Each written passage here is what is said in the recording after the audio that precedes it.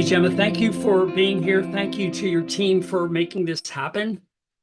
You are on the other side of the planet, and I'm still practicing veterinary medicine, strictly equine dentistry. And so I'm just all over the place. I was in Long Island 2 days ago, which is New York. Anyway, I'm glad you're all here.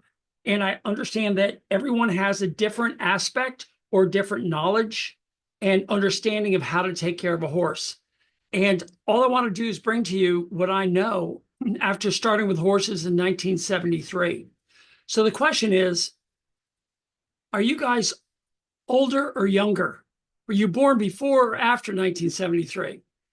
And the bad news is most of you were born after 1973 or 53. So, I've been around horses for a long time.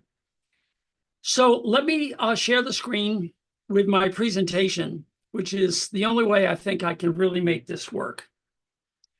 All right, I'm going to do a check just to make sure that you all can see this.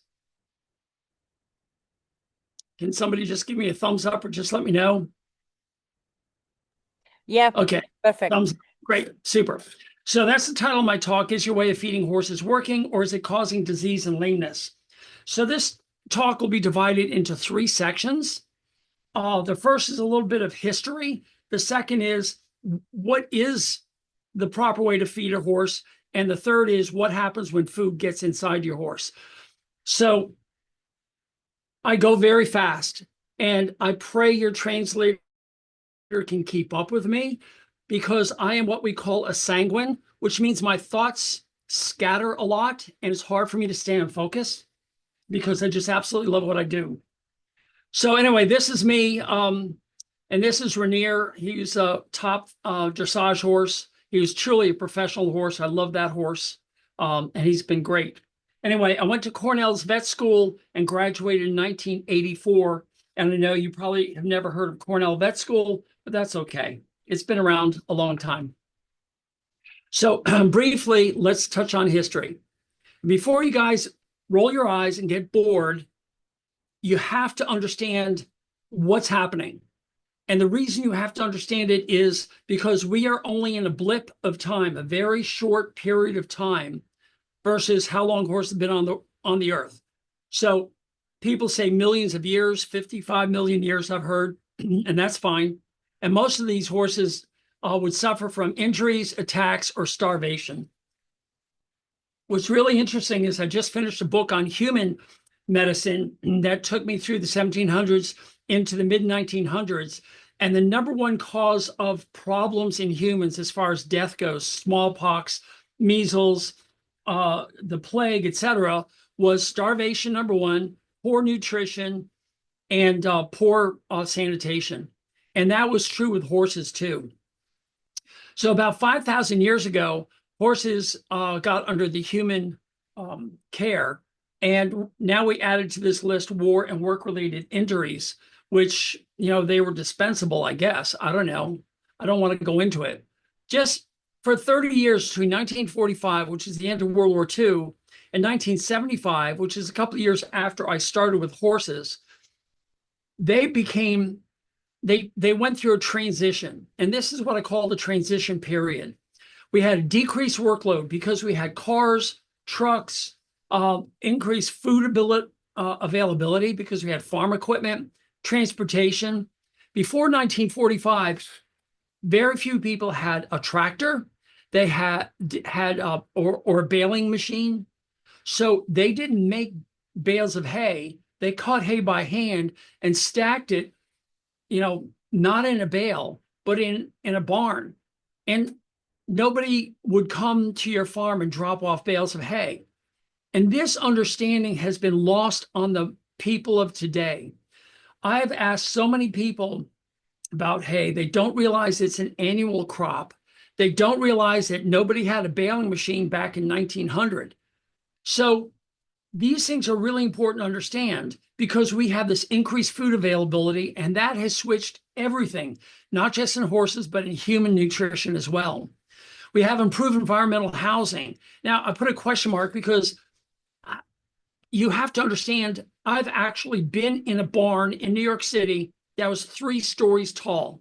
So the horses would come in the bottom, they get unhooked, they'd be walked up a ramp and up a ramp again to the third story to find their stalls. They were stacked like an apartment building in New York City.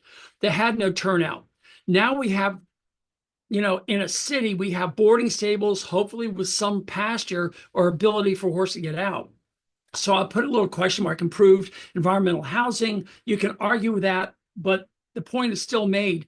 Horses are not living in their own waste inside a city where they didn't know how to get rid of their waste. If you watch pictures of New York City, if you've seen any TV shows or movies from New York City, you're going to see the steps that lead from the street up to the door of the apartment building. And the reason the steps were there was because the streets were so muddy and so filled with horse manure that people had to get out and climb the steps and get out of that muck before they're allowed to get into the house. So, and then improved medicine. And I should put a question mark behind this because obviously we have antibiotics, which has helped a lot of infections. We have vaccines, and people are discussing the validity of some of these vaccines. And we have science, and I question science all the time. That's a whole nother subject, which I might get into a little bit later. So between 1973, when I started with horses, to 1984, when I graduated from vet school, these are the diseases we saw and understood in our horses that I was trained on. We had laminitis, but it's mostly in ponies and occasionally in horses. We had the usual skin, eye, and hoof problems. We can almost all name them. Strangles, influenza, shipping fever, and other biohazards of confinement. In the late 1800s, you can see they documented the spread of equine influenza as it came down from Canada and came down the Hudson River into New York, near Albany, and then it went out the Mohawk River and into Ohio and Pennsylvania. So they've been able to see these things. Colic, we're all told about colic, but we're told it's all parasites. Strongylosis vulgaris is getting in there.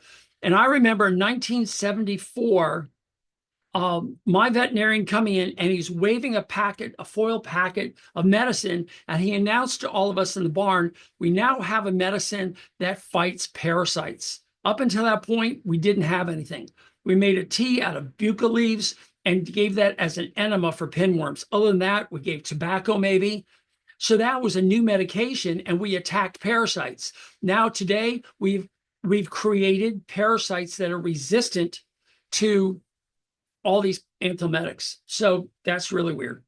Bowed tendons and work sport related injuries were there, but suspensories were hardly seen. We had a branch go in race horses, but when it came to the sport horses of today, these are an epidemic. Almost every horse has a suspensory blown. We started to have developmental orthopedic diseases such as contracted tendons, epiphysitis, wobbler syndrome, angular limb deformities, etc. And my mentor in animal science was Dr. Harold Hintz, who was on the committee of the National Research Council. So if you ever go into nutrition, they say, what's the NRC, the National Research Council's recommendations? He was on the committee that made those recommendations. He was my mentor, a good friend. He's passed away, but he was on the forefront of trying to understand developmental orthopedic diseases, and he was getting stumped. And then we had some new diseases, but they're uncommon. For instance, equine protozoal myelitis, equine degenerative myeloencephalopathy. We didn't have Lyme disease, Potomac horse fever, or West Nile virus. So those are all not there in 1984. Now, in the past 40 years, and here's the PS, this is the piece that if you're starting to snooze on me, I want you to wake up. Because in the past 40 years, we now have an epidemic of suspensory ligament injuries. We have laminitis all over the place in horses, not just in ponies. We have this new disease called PPID, or pituitary pars intermedia dysfunction, which we all know as Cushing's. And I'm saying we had these, but they just weren't an epidemic. They were just you got a fat pony and it's got a long hair coat. And it was wasting away and it finally died. But now we can test for it. We now have obesity everywhere, plus lost muscle like top line, hay belly, and the ribs are showing. Just remember, when the ribs are showing, it's actually the loss of muscles between the ribs. So it's a muscle loss.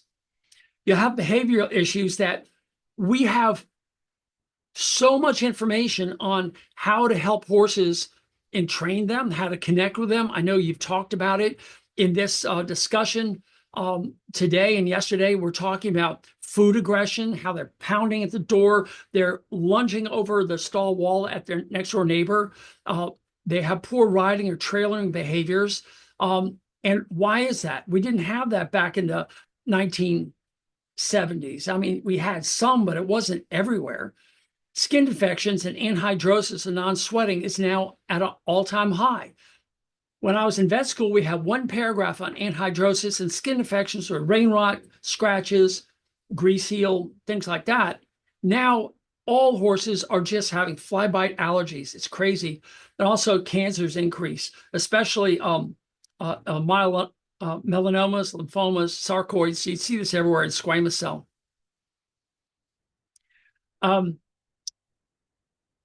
Now look at all these new diseases. These were not in the textbooks in the 1980s.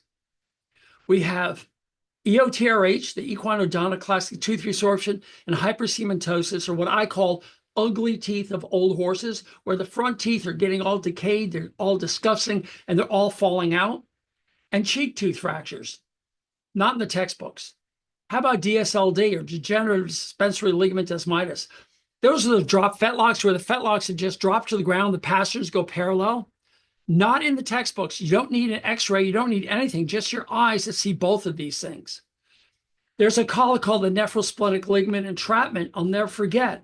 I sent a colic into Cornell in my referral practice, and the resident has his arm in doing the rectal, and he looks at me and he says, I think this is that new type of colic coming out of Sweden called the nephrosplenic ligament entrapment. I said, what the heck is that? We never heard of it. And so we anesthetized the horse, rolled it up on its back, shook it, and rolled it back over in a very specific direction. And we untrapped that colic, and the horse went home just happy as could be. We have pedunculated lipomas, which are on the increase. I have so many clients who've had horses with a fat tumor inside the abdomen flip around and strangulate the gut. Now we have gastric and colonic ulcers, which are better diagnostics. But the guy who invented, or I should say was on the development team, a veterinarian, who invented GastroGuard, which is Prilosec basically in humans. I don't know what you call it over in Spain, but it's given like candy to horses for gastric ulcers. He said to us, a small group of veterinarians, he said, we've got this new drug out. We want you to know about it. It's called GastroGuard. And it goes on with a spiel. When he's done and the cameras are off, he says, do you want to know the real story behind this? And we said, sure. And he said, thoroughbreds were racing. And when they raced, they would have, some of them would have troubles. So we had these things called endoscopes. And nobody had endoscopes except racetrack vets because they made so much money. So they started to scope these stomachs, and they saw that they had ulcers in there. And what they found out was if you took a horse and trained it before you fed it, or if you withheld feed to make the horse lighter so the horse could run faster, he would have an empty stomach and the acid would splash up from running. But if you had the stomach filled with hay, you wouldn't get gastric ulcers. He says, if you want to prevent gastric ulcers, put hay in the stomach before you exercise them. Well, nobody's telling you that now, right? Then we have insulin resistance and dysregulation. You can call it either one. I don't care. Certainly, we have better diagnostics. But this is a fascinating subject that I spent a lot of time in my advanced equine nutrition course, which I'll tell you about later. This is just, you're constantly going in and out of insulin resistance. I mean, 1,000 times a second, every cell of your body. Insulin resistance is required for life. It is not evil. What's evil is that so many cells are in the insulin resistant stage versus non-insulin, or what we call sensitive, that the horse or the human starts to become sick, and we have to do something about it. The free fecal water syndrome, called the squirts, that's where you see the horse defecates and you see the water dribble down the hind legs, or you see pasted on the wall. And I'll go into a barn and I'll say, look at all the dribbles on the side of the stall. And I say, your horse is not being fed correctly. He's got a high degree of inflammation. And we can correct that in a matter of days. Then you have head shaking. That's a new disease, wasn't in the textbooks of the 1980s, and other diseases. So our focus has been on treating and not preventing. And these new and more frequent diseases have to be prevented. That's the most important thing. But it's interesting to note that this has mirrored what's been going on in humans. The cardiovascular disease, which is the #1 killer of humans on the planet, and non-alcoholic fatty liver disease, which is the #1 cause of liver transplants, is affecting over 40% of every liver that's harvested for a liver transplant in humans. They're rejected because the donor already has fatty liver disease. The behavioral issues we don't have to talk about. All you have to do is turn on the TV and see how people are unyielding in their willingness to cooperate in other people's beliefs, or just go out on your high-speed roads, what we call interstate systems, and the insane drivers that are out there. That's all behavioral changes that I believe is rooted in nutrition. All the advertisements are treatments and supplements. But every time you turn the TV on, you've got a drug company or supplement company saying, take this to live longer, to think better, to get rid of this certain disease. It's crazy. So you're here because you're looking for solutions. And I'm not going to give you treatments, and I'm not going to give you supplements. I just don't believe in them. First of all, I don't know who makes all these things. And second of all, they're all agenda driven. And last thing I want to talk about here in the history section is cognitive laziness. We have a paper over here called the Wall Street Journal, and they were tasked back in the 2020 to discover if there was truly fake news or not. And it became a very popular expression here in America, probably worldwide. The Wall Street Journal came back and with a titled article called Cognitive Laziness. And I did a whole blog on it, and I did a podcast on it. If you're interested, you can go to the Horses Advocate podcast and listen to all my podcasts. But cognitive laziness said, the author said, it doesn't matter what is written. It is all dependent on the person reading it and their ability to apply thought to make their own decisions. And here in America, or in the world, when it comes to horses, we are bombarded with people's information, and I'm not too sure if it's all real or not. I think a lot of us just say, okay, I'm going to get this food. That horse won its class or won its event or won that race, and so I'm going to feed it like that horse, and it just doesn't make sense. So I'm going to try and really hustle here because I'm packing in the information that is guaranteed to pique your interest. And it might answer some of your questions, but it's going to leave you with more questions. And that's my hope. I don't want you to throw your hands up in the air and say, Doc, you've gone too fast. I don't understand it. I'm going to take time and stop. For instance, I'm going to say that whole first section of this talk was all about history, because you have to understand that if you think you know how to feed a horse, it's because you were sitting in your room reading a magazine that was written in the past few years on information that's less than 40 years old. And therefore, they don't know. What would really help you is if you had a mentor that was about 100 to 120 years old and asked that person, what was it like back then? And it's hard. So your second best is to talk to somebody who's here 53 years ago and say, okay, or 52, and say, what was it back then? What was it like? What has changed? And I've personally seen the change from starvation and poor health, environmental and heavy workloads through that transition of now they're just enjoyment, they're pasture ornaments, they're sport horses. They're not hauling wagon loads filled to the brim across city streets and up hills. They're just not. Yes, they're working hard, but they're not working as hard as their previous horses. And they're also being fed excess food that doesn't belong in their system, and it's causing problems. That's what I want to talk about today. One quick note, I do want to recognize that the majority of equids on this planet today are beasts of burden in other countries that are still pulling loads and still have poor nutrition. And that's a whole different subject. What I want to do is just talk about those horses that we have in our human world that we think we're caring for properly because we're believing the stories that other people are saying. And I want you to start to engage your brain and ask questions. The old game, But Why, Mommy? Is a great game. That's what I started with. I kept saying, but why, but why, but why? And Mommy kept saying, well, this, and then this, and then this. And I got confusing. And finally, I asked one too many times, but why, Mommy? And Mommy said, go ask your father. So I went to vet school, and the vet school gave me an answer, and I didn't believe Dad either. So I had to go out on my own and start digging around and trying to find answers. And that's what you're about to get into right here. Okay. I don't know. Let me know if they're, gosh, this is all in Spanish. I was just checking the chat.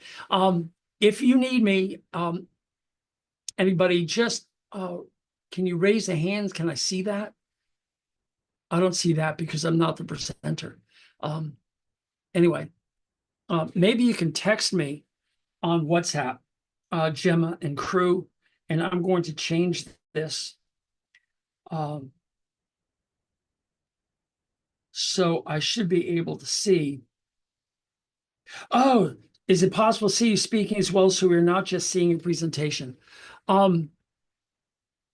That's up to your Zoom link because I can see my thing here. I don't know if I can make this move over. Can you see me now? I don't know if that works. I see you looking at me. When I share a screen, it's hard to make that happen. I can take a pause if you need to ask some questions. Would that be okay? I think we need to make you a co-host. Yep. So we're going to try that so we can see you and the screen because the screen is in English and most people here are Spanish speaking. Okay.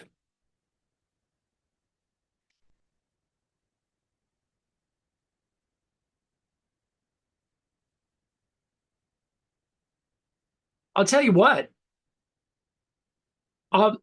I'll just do it over here on my own and I'll just talk to you. I mean, if you can't read English, what's the point of seeing it? Okay? Okay. That's what we'll do. Okay. All right. So let's talk about the basics of feeding horses. I can actually, this is kind of cool. I've got one of these monitors.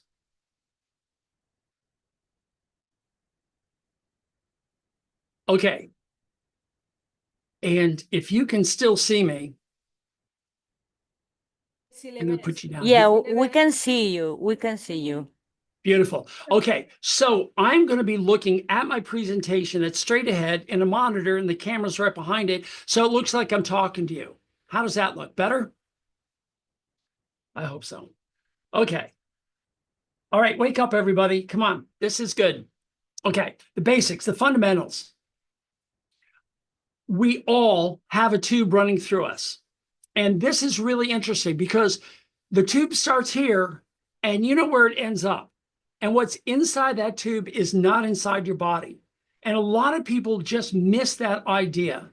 Think of a tunnel going under the water that your car is in. So you drive underneath some body of water and come out the other side. Your car is not in the water, is it? The car is in the tunnel, and the food is in the tunnel that goes through your body. So that's really one important fact to understand. Second, food is stored fuel. Okay, and fuel is stored energy. So we mostly have carbohydrates and fats as the fuels. We can also use proteins as a fuel, but our primary ones are carbohydrates and fats, and I'll get into them later. Food also contains the building blocks for maintenance and growth of our bodies. These are the amino acids, the minerals, and the other molecules such as vitamins and polyphenols. So the minerals and vitamins and polyphenols, that's for another lecture. We're not going to cover them today. It's just too much. And also we have air and water, and we certainly don't have to even think about air and water because we know no air, no water, we die. So here's a concept I want you to understand. If you're taking notes, you can write something down called energy flux. Energy flux means the transfer of energy from food into cells that actually keep you alive. All right. So energy is never created and it's not destroyed. It only changes form. So in us, it goes from the food we eat to keeping our health going and keeping us alive. Same with horses. It's the food they eat and the energy that keeps them alive. And it's the bonds between three elements, mostly three elements: carbon, hydrogen, and oxygen. And that's really important to understand: carbon, hydrogen, oxygen. I always do the three: carbon, hydrogen, and oxygen, because that's where the energy is stored. But the digestion is what's unique between species. So I want to talk to you about something called an odd-toed ungulate. Now, I'm going to give you all the middle finger so you all can just start laughing, because I'm going to face it down. Because this is the hoof on the end of an arm of a horse, and there's only one toe. If I had three toes, there's my camera, I would be an odd-toed ungulate. Ungulate is a hoofed animal. So if you have one or three toes, you're going to be an odd-toed ungulate. Jeff, In that, Jeff, sorry. The translator said that we have to that he has to see the presentation. So can you share your screen again, please? let's try that.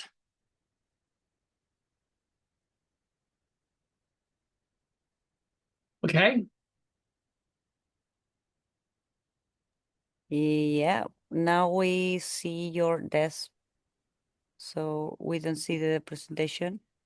Okay. All right. I'm sorry you can't have both. I don't think, let me try something, if you guys don't mind. There's a part of me that's a little bit of a computer geek.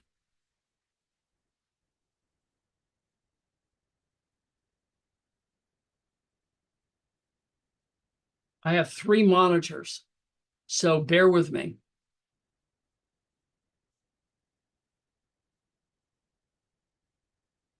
I wonder. Let's try it differently. I'm helping you guys out if you trust me.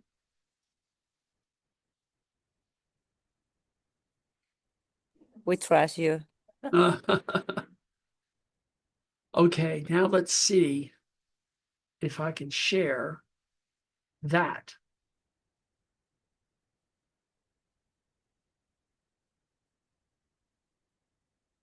How about that? Can you see both of me? We can only see the Yeah, keyboard. no, está aquí en el lado pequeño. Vale. Yeah, we can see you. And the presentation? Yes, more or less. Yeah, it's okay. Let me see that it's okay for the translator.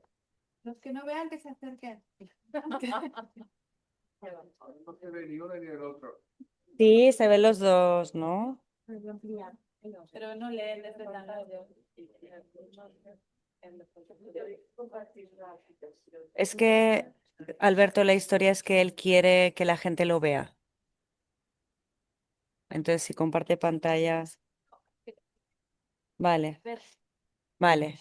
Ok, así está bien. Dice Alberto que para ellos está bien. Ya, pero es para ellos, no ven la A ver. Okay, Jeff, we will do it like, can you put your screen, your presentation big, please? Maximize it. If I maximize, I'll lose the other. Yeah. Yes. Okay. So now we can see you and the presentation. Okay? Am I too small now? No, you're okay. Dile que No, it's okay. It's okay. Okay, Yeah, you can continue. Sorry. let me get this out of the way. Okay. So I told ungulates. That's where we were. And this is really important to understand because a lot of people think horses are the same as cattle and sheep and goats, but they're not. So there's only three groups of equids, or three groups of odd-toed ungulates. They're all the horses, asses, and zebras, the tapir of South America, and the rhinoceros. They are all related. And they are grazers, not browsers. Even-toed ungulates, which are, 2 or 4 toes facing down, they can eat lignin, which is woody plants, and they're browsers. So horses are hindgut fermenters. It means the cecum and the colon do all the heavy digestion, the heavy work. And even to ungulates, the cattle, they swallow their food and they pre-digest in the rumen, they eructate it, rechew it, and then swallow it again, and then it goes back. So the rumen does most of the work. So ruminants are the best in class for digestion, but horses, asses, zebras, tapirs, and rhinoceroses are all the same. So that was just an interesting fact a lot of people don't understand. The other is that there's bacteria throughout the digestive tract, starting at your lips and going to the butt. And there's specific bacteria, fungi, protozoa, and parasite populations located at particular spots in the gut. So the overall gut microbiome is what we talk about. But when we talk about what's specifically at a spot in the stomach or in this part of the small intestine, whatever, that's so specific, and that's called the microbiota. And what's interesting is the microbiota is what is changed. And when it's changed in one spot, it will transcend down the rest of the gut into other parts. In humans, it's called small intestinal bacterial overgrowth. It comes from drugs and it comes from wrong foods going in there. I know you had a talk on leaky gut syndrome, and this is part of it. So the mouth, for example, at Texas A&M Vet School, they flushed the mouth out and they looked at all the bacteria that was living in there, and they found 700 or more different families of bacteria. And they found that one dose of fibrococcidin, which is Equiox here in America, will kill several of these families. So whenever you give bute or some sort of medication, certainly antibiotics, you're not just killing the infection bacteria, but you're killing bacteria throughout the whole digestive system and on your skin and everywhere they live in your lungs. Same with foods, because foods can go in there and alter the microbiota because you're feeding it foods that they're not used to. And from that, you're going to get colic, the squirts, ulcers, dental decay, and malabsorption. That's one of the things that it's such a tenuous thing. It's so delicate that you have to treat it with kindness, because any variation in this precision mechanism will alter energy flux. So energy coming in is not going to be completely used, and it's going to be wasted. And that's part of the problem with obesity. So it's like a fingerprint. The microbiome and the microbiota is completely unique for every horse, and alter anything in their digestive system will result in those problems, including illnesses, lameness, disease, and a decreased overall health span, and maybe possibly even a shorter lifespan. Okay, so a tube runs through your body. It's filled with chemicals called enzymes and acids and microorganisms that turn food into fuel. It's the refinery. Just like when you bring crude oil out of the ground, you put it in a refinery to get your diesel or your gasolines or your heating oil. And all animals have this, and each is unique to their species and even more unique to each individual. By the way, if you take crude oil and dump it all over your car, it's not going to go down the road, is it? But just the same, if you have gasoline in your car or diesel, and you pour that all over your car, it's not going to work either. That has to be sent through an engine, and in the cell is called the mitochondria. We're going to get to that in just a second. Okay, I have to do a quick rant on science and the feeding of horses, because no nutritional research can be used, because evolution-based feeding rules are the only thing that work. Okay, So I've always asked this question. If you had an Arabian horse, a Mongolian horse, a Pasofino horse, an Iberian horse, there you go, Spain, and a British thoroughbred, all living in South Florida, how would you feed them? And this is a very critical question because in America, we import horses from everywhere and then we feed them all the same. And we wonder why half of them are breaking down or getting sick because we're not honoring where they came from or what they normally eat. More importantly, we're not honoring the species, which means if you look at horses for the first 55 million years of life or the 54 million, 950 years, they were fed ground plants. That's all they're supposed to eat. There's no such thing as grain. We didn't have wagon trains of grain to feed the horses as we went across this country or as your horses went across your country. You didn't bring bags of grain with you.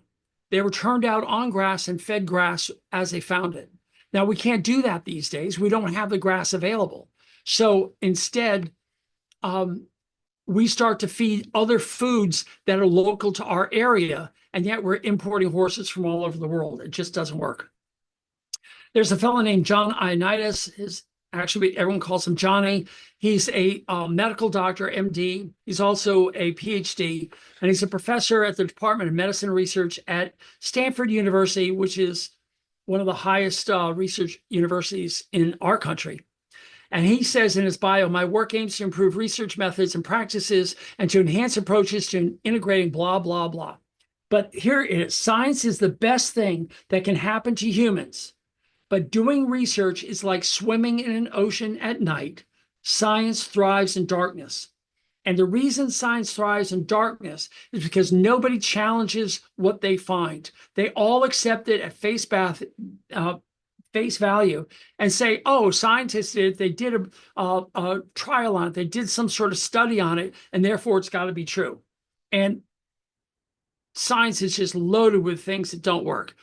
And it got so bad that in December of 2018, the British Medical Journal, which is one of the top medical journals in all of the world, had a randomized controlled trial, that's RCT, called the Parachute Study.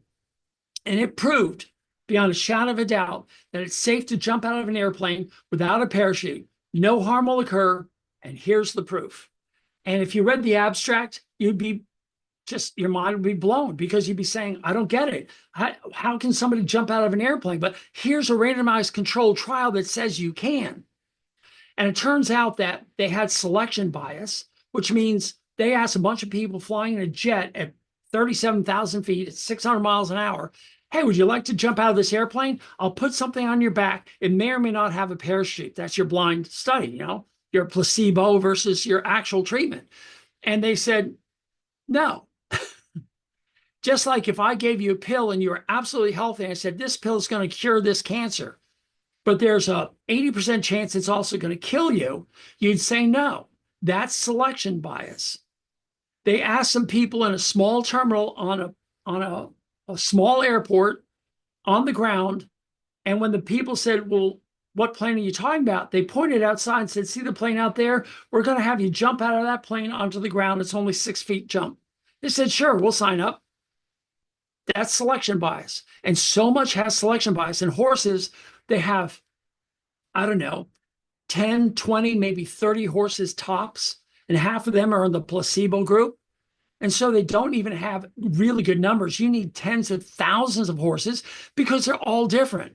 And some of these horses are just thoroughbreds, or they're just draft breeds, or they're just ponies, or they're just something. And sometimes they're almost all geldings. No stallions, no mares. One breed. They're all thoroughbreds. And some of them are on multiple trials at the same time. And then they come out with a randomized controlled trial and say, hey, this study proves that vitamin so-and-so is important for your horse. And you're like, I've had horses all my life and we've never had a vitamin problem. So no, I don't believe most of the science studies. And we have to remember that correlation does not equal causation. If you want to write that down in Spanish and underline it, that's so important. Correlation does not equal causation. The reason I'm spending time on this is because you are inundated with information from people, including myself, that begs you to question everything you're told. It begs you to say, okay, is what this guy's saying true or not? Now, I've told you about odd-toed ungulates. I've told you about a transition period, and you can look all this stuff up. And you may find that, maybe some horses were well cared for in 1890 versus 1950. Fine, that's one. But in the general scheme of things, horses have been treated one way up until about 60 years ago. And then all of a sudden, everything's changed. So that's the point I want to get across. Okay. I got to keep flying here. How does food fuel the horse? This is part 2. I'm going to have a couple of breaks in here where I go down little side paths, and it's going to be kind of fun. Okay, so food is digested like crude oil, and then it becomes macronutrients, and the fuel must be combusted to release its energy. And so there's 7 macronutrients. You have air and water, we're not going to talk about, and the food molecules, polyphenols, vitamins. We're not going to talk about minerals. We're just not going to talk about that today. We're going to talk about carbohydrates, fats, and proteins because they are the most misunderstood deal. By the way, minerals come from groundwater or well water. If you collect water off the rain roof, it's distilled water, it doesn't have the minerals. So if you're getting water from the ground or the well water, you're getting tons of minerals as well as in your plants and salt licks. So I don't want to go into that. Okay, protein is the only one of those 3 of carbohydrates and fats that has a daily requirement. We must eat a certain amount of protein every day to maintain and to repair and to create new proteins in our body. And nobody wants to do that because when you think of protein, you have to start doing math, and it becomes a very complex thing. So everyone throws protein off to the side, and they focus on carbohydrates because we've been drilled into us that carbohydrates are evil, they're bad, we have to feed low carbohydrates, and it just doesn't work. So let's talk about the sugar. Number 1, let's just get that one off the table. All sugars are made with carbon, hydrogen, and oxygen. Right? CHO. CHO is how you get carbohydrates, carbon, hydrogen, and oxygen. But they're also called saccharides. And if you have a single molecule, it can be called a specific name like glucose or fructose. Glucose is the most important sugar that you can have. Fructose is also essential for survival. Those 2 sugars are mandatory to have. They can be paired. So you can have 1 molecule of glucose and 1 molecule of fructose glued together. And that's what your white table sugar is. So when you take a spoonful of sugar, it's half glucose, half fructose. And if you use high fructose corn syrup, HFCS, it's going to be 55% fructose. So the difference is with a high fructose corn syrup, it's liquid, and it's going to pass through the small intestine too quickly, so it's not going to be absorbed. So it does its damage in the hindgut, which may be the leading cause of colorectal cancer in humans. Liquid sugar. So that's just one thing you can put in the back of your brain. A lot of these things I'm telling you are parallel with humans. And just because a horse is not a human, we certainly are not lab animals. And a lot of the information we get are in lab animals, and we correlate it to humans. So that's well established. I'm going one step further and saying, let's correlate it with horses and their hindgut fermenters, which I'll make you understand in a moment, once you understand the importance of hindgut fermenters and what it means. And so I'm going to interpret what is known in human science to horses through the horse's anatomy. Okay. Sugars are in a ring structure. So think of a ring as all sugars. All sugars are carbon, hydrogen, and oxygen in a ring. Okay. It's interesting to note that glucose is so toxic to humans that it is not allowed to touch any part of your body. If you have glucose that goes into your body and touches it, it will destroy it. It will destroy DNA. It will destroy proteins.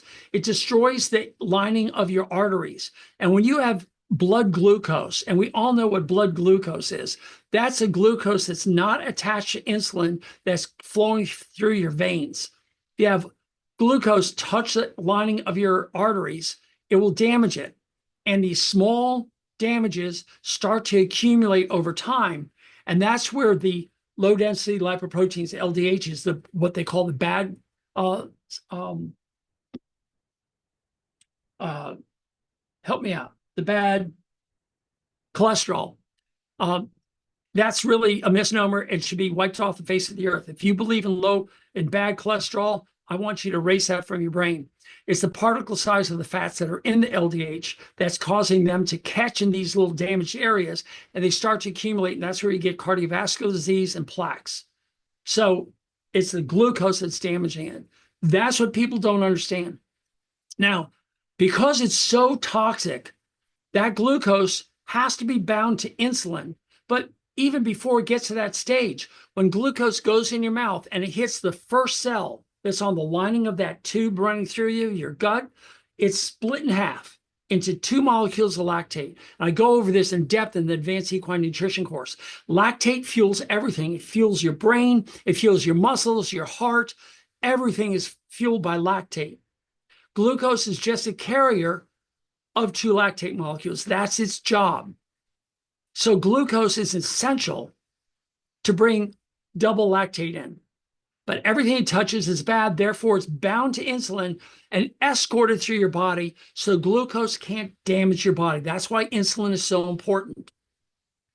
But what's interesting is, well, another thing, when it comes to the cell and it touches the cell wall and the cell says, yes, we need the glucose, it opens a door and creates a tube, and the glucose falls into that tube, so it's not allowed to touch anything inside the cell, or it will damage that too.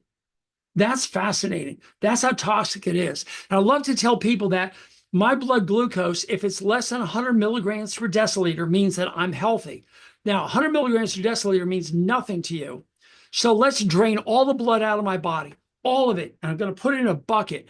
And in that bucket, I'm going to pull out all the sugar that's not bound to insulin. Guess how much sugar I'd be pulling out? Well, if you're British, you'd say 1 teaspoon. And if you're metric, you'd say 5 mLs, 5 milliliters. That's how much sugar is free moving around in your blood. And it's actually important to have some blood glucose because that goes to your brain and keeps your brain alive. But it goes up a special pathway from your liver straight up to the brain. Whole nother subject. Now let's pretend I'm a diabetic and my blood glucose is now 125 milligrams per deciliter. Let's draw all my blood out again, draw out the free glucose from there, not attached to insulin. And now we're at 1 1/3 teaspoons or 7 mLs. The difference between a normal and a sick person, diabetic, is 2 mLs of sugar in your blood. That's crazy. That's how toxic glucose is. So you have to understand that.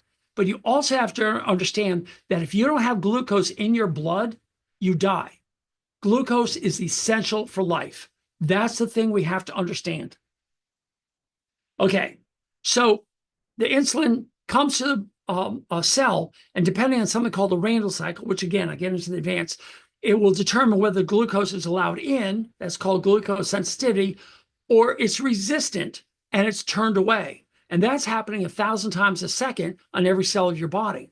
When glucose is turned away from the cell and has no other place to go, it will be transported to the liver, and that glucose will become a free fatty acid.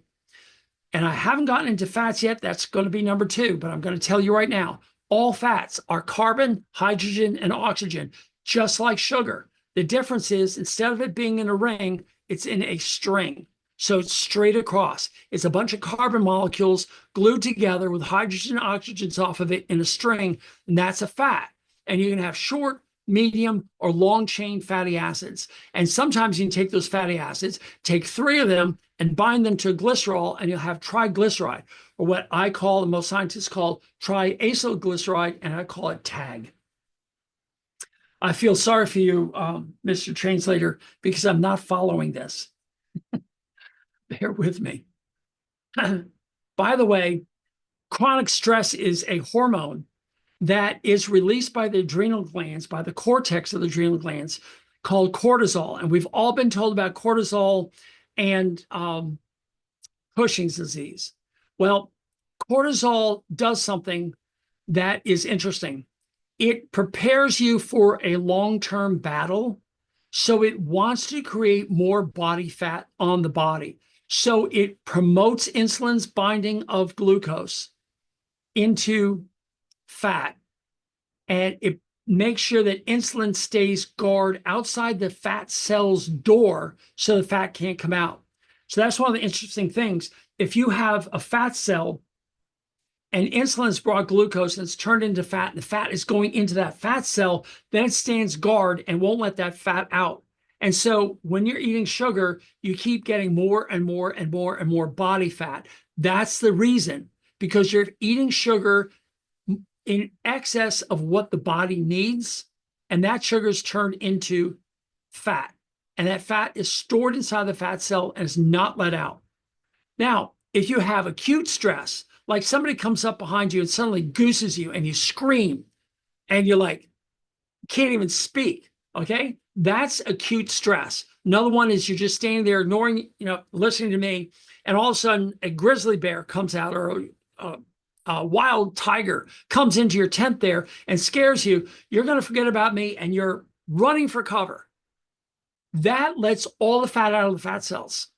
And I have a feeling, nobody's been able to prove it, but this is where my thoughts are going. The difference between a easy keeper, a horse that's constantly fat, and a hard keeper, the one that you can't get fat on, is this difference between cortisol and the adrenaline from the acute stresses that these horses are having, and how the horses handle that.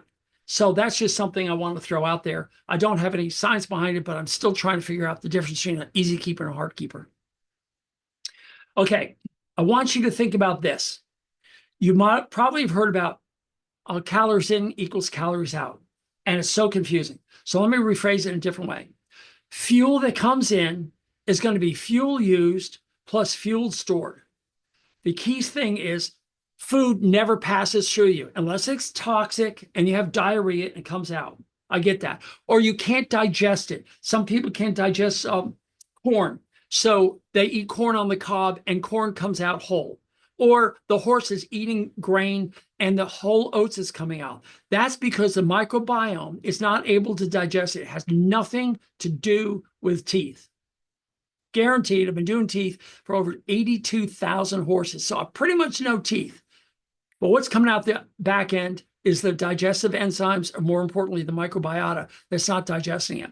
But as a rule, food in equals food metabolized or stored as glycogen or body fat.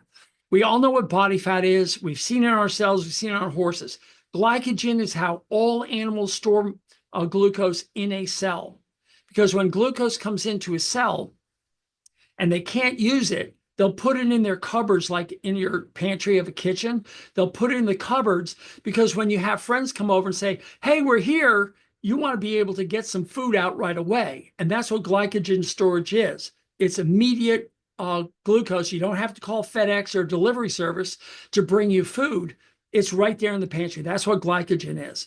And as you use up that glycogen, as you exercise, glucose that's in the blood will come in and replace that and get you ready for the next attack. That's the whole purpose of glycogen. But if it's body fat, because you're starving, no food's coming in, and you have to survive, that's when body fat will come over and start to be used. The important thing to know is no fuel is allowed to leave the body except through metabolism, which promotes survival. Think about this. I'm eating today because I don't know if I'm going to have food tomorrow. So everything I eat, I'm going to store. I'm never going to let it go, ever. And if we eat more than we need to survive during the day, the warm days of summer, and we eat all that food, we're going to store that excess fuel as body fat. That's where it goes. And then when winter comes and we don't have food, the pastures are covered in snow, we're constantly cold and shivering and trying to stay warm, we will convert over to body fat for use, and we will, quote unquote, lose weight. And that is so important to your health. You must lose body fat to get this change. And I'll get into that in a second. So this is the ebb and flow of seasons that we ignore because food's available not just for our horses, but for ourselves through the convenience stores, through grocery stores. If we want popcorn in summer or in the middle of winter, if we want an apple pie, if we want your favorite food, any time of the year, you've got it. And we're not evolved to do that. It is the number one cause we're having problems. Just to bore you for a a little bit. This is my first time out. We're going to talk about the laws of thermodynamics and energy flux. I'm going to breeze through this really fast. It says calories in, calories out. That's because energy is neither created nor destroyed. It only changes form. So in the biological systems, fuel comes in, it becomes fuel that's used or stored. In metabolism, fuel is combusted in the cell's furnace called the mitochondria. This creates water and carbon dioxide and produces the power to keep the lights on. So think about this. Every food that you eat is turned into H2O, water, or CO2, carbon dioxide. And what's really fascinating is we will breathe this out. In fact, weight loss comes through your breath. There's a great YouTube where somebody takes a balloon and exhales into this balloon and fills it up, ties it off, and he dips the balloon into liquid nitrogen, which just immediately shrinks it up and freezes the CO2. And he holds it up, and you can see these chunks of dry ice in there, which is frozen CO2, and he can weigh that. He says that's how much weight you lost with that breath, because carbon and oxygen are the heaviest elements, and that's where your weight goes. So if you're in a weight loss program, you're breathing it out. You're not pooping it, you're not peeing it. It's coming out as breath. Also note that H2O and CO2 are going out to the environment into the plants, and they're taking CO2 and H2O, and through photosynthesis, they're making glucose, and that completes the cycle. Then they eat the plants, they get the glucose, we blow it out of CO2 and water, and they eat again. It's really amazing.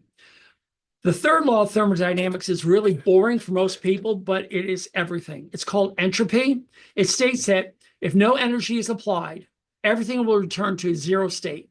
If you measure temperature, temperature is telling you how much activity is in between those molecules. The faster they're moving, the hotter the temperature.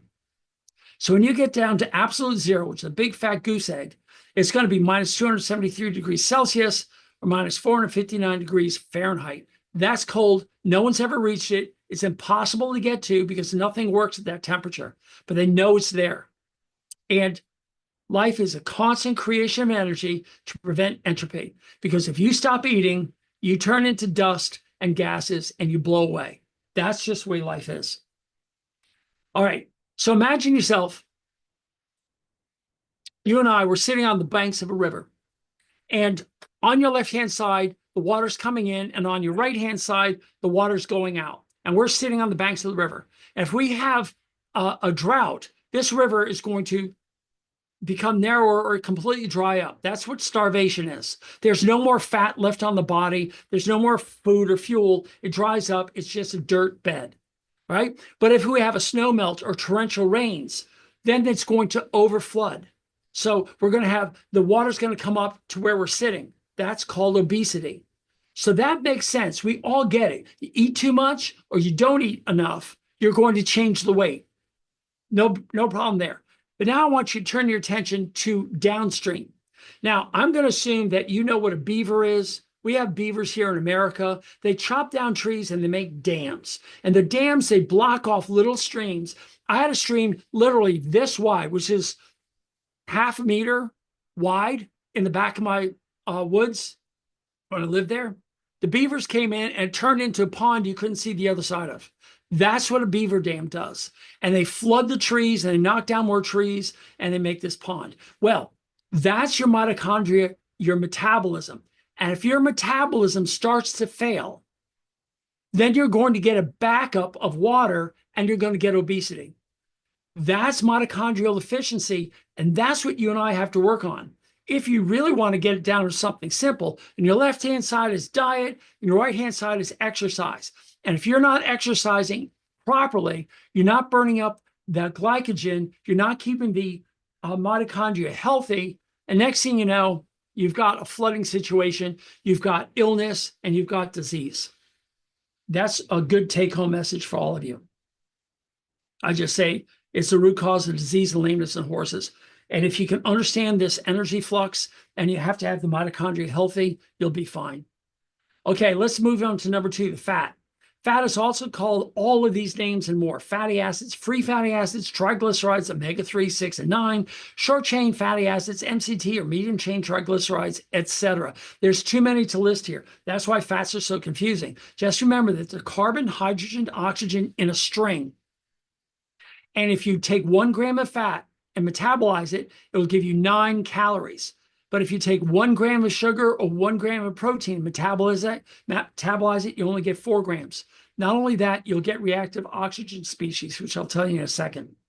By the way, a lot of you guys get hung up on these omega-3s, omega-6s, because we're inundated with them in humans. I've yet to see a horse eat fish, so I doubt if they're getting fish or fish oil. So where are they getting their omega-3s and omega-6s? I personally don't know. People tell me it's from green vegetation, and I'll say fine, but I don't think so. I really don't believe it, and I haven't seen anything to substantiate that. And just in case you want to become, famous at your cocktail party, know that this string of carbons are numbered or lettered. And the first carbon is called alpha, and the last carbon is called omega. See, alpha, omega, Greek alphabet. So we don't worry about the first carbon. We talk about the last carbon, the omega carbon. This is where the megas come from.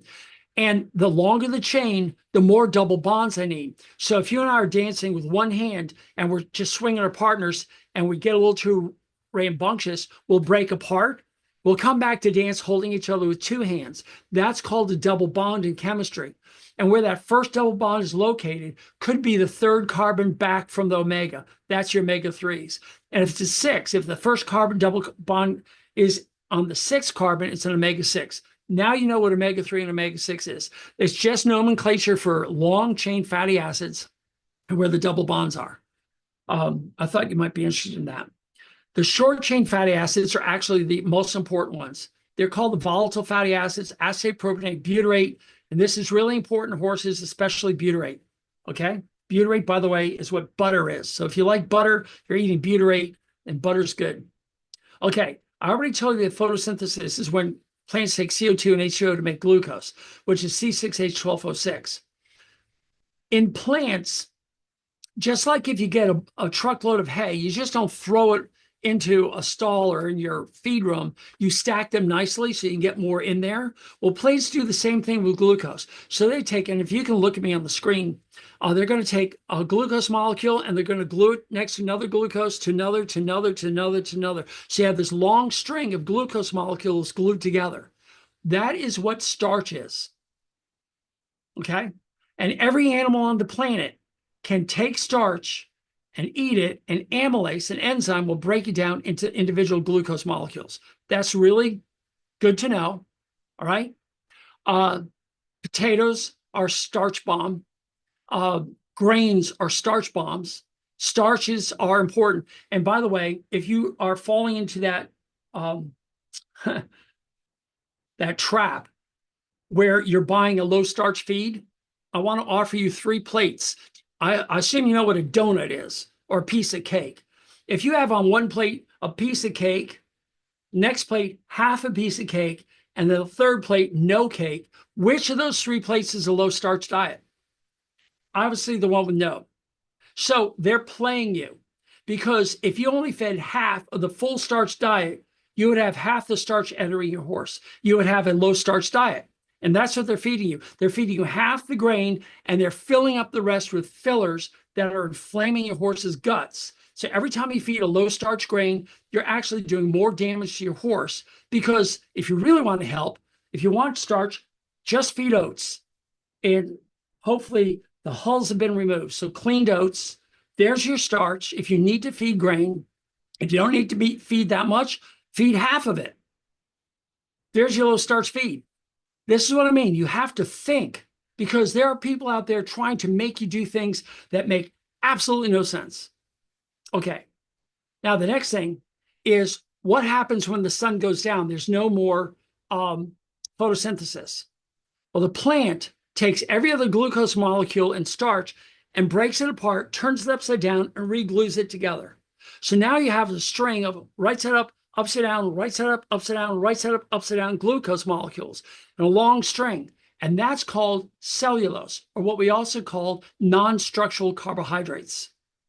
Oh, I lied. Sorry, I confused. That's called structural carbohydrates. That's why grass grows overnight. During the day, when the sun is up, they make non-structural carbohydrates, which is the food and fuel that they need to build and grow, and they grow overnight. That's what happens. Now, in some plants, they can continue this process of cellulose to make lignin, but we're not concerned about that. Unless you're feeding a balancer, which I hate. I think they're evil. But balancers have something called lignin sulfonate in there. And lignin sulfonate is basically sawdust. It's used for dust control on dirt roads, manufacturing sheetrock, or concrete. It's used in well drilling to make a liquid lubricant slurry so they can drill into the water or into the dirt. It can make precursor to DMSO. And fifth, for lignin sulfonate is an antioxidant for fire retardants and animal feed. And they're feeding your horse this lignin sulfonate, which is basically sawdust. So that's crazy. Starch can also be in grains, carrots, sugar cubes. So they really should be feeding this. I've had horses that went no grain and they still had the squirts. And it wasn't until they removed the carrots that it went away. And another horse, it was a red salt lick, the one that has minerals, trace minerals in it. It wasn't mined from the earth. It was glued together with high fructose corn syrup.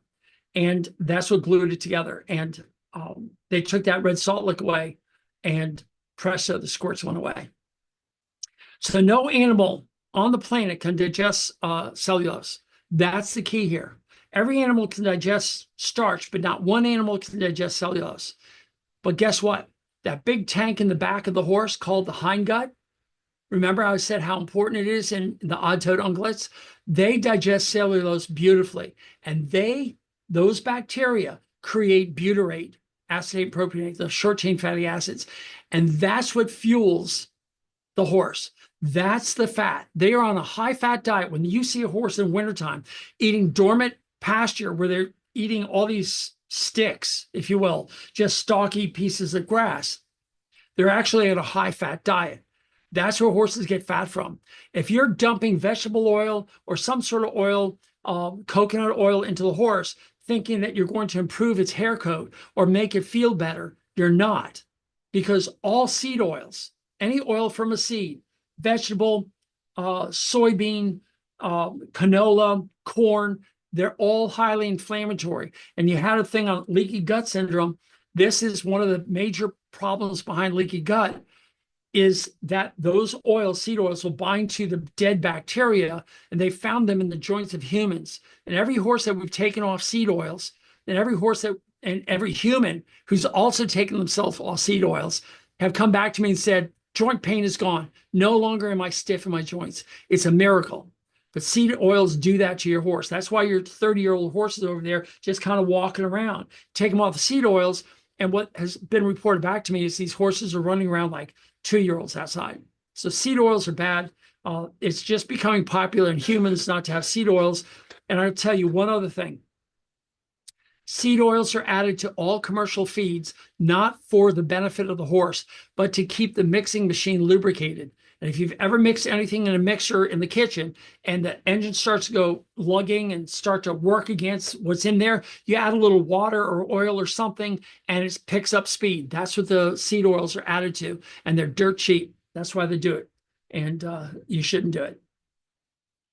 All right. By the way, as winter comes and sugar is no longer available because of winter,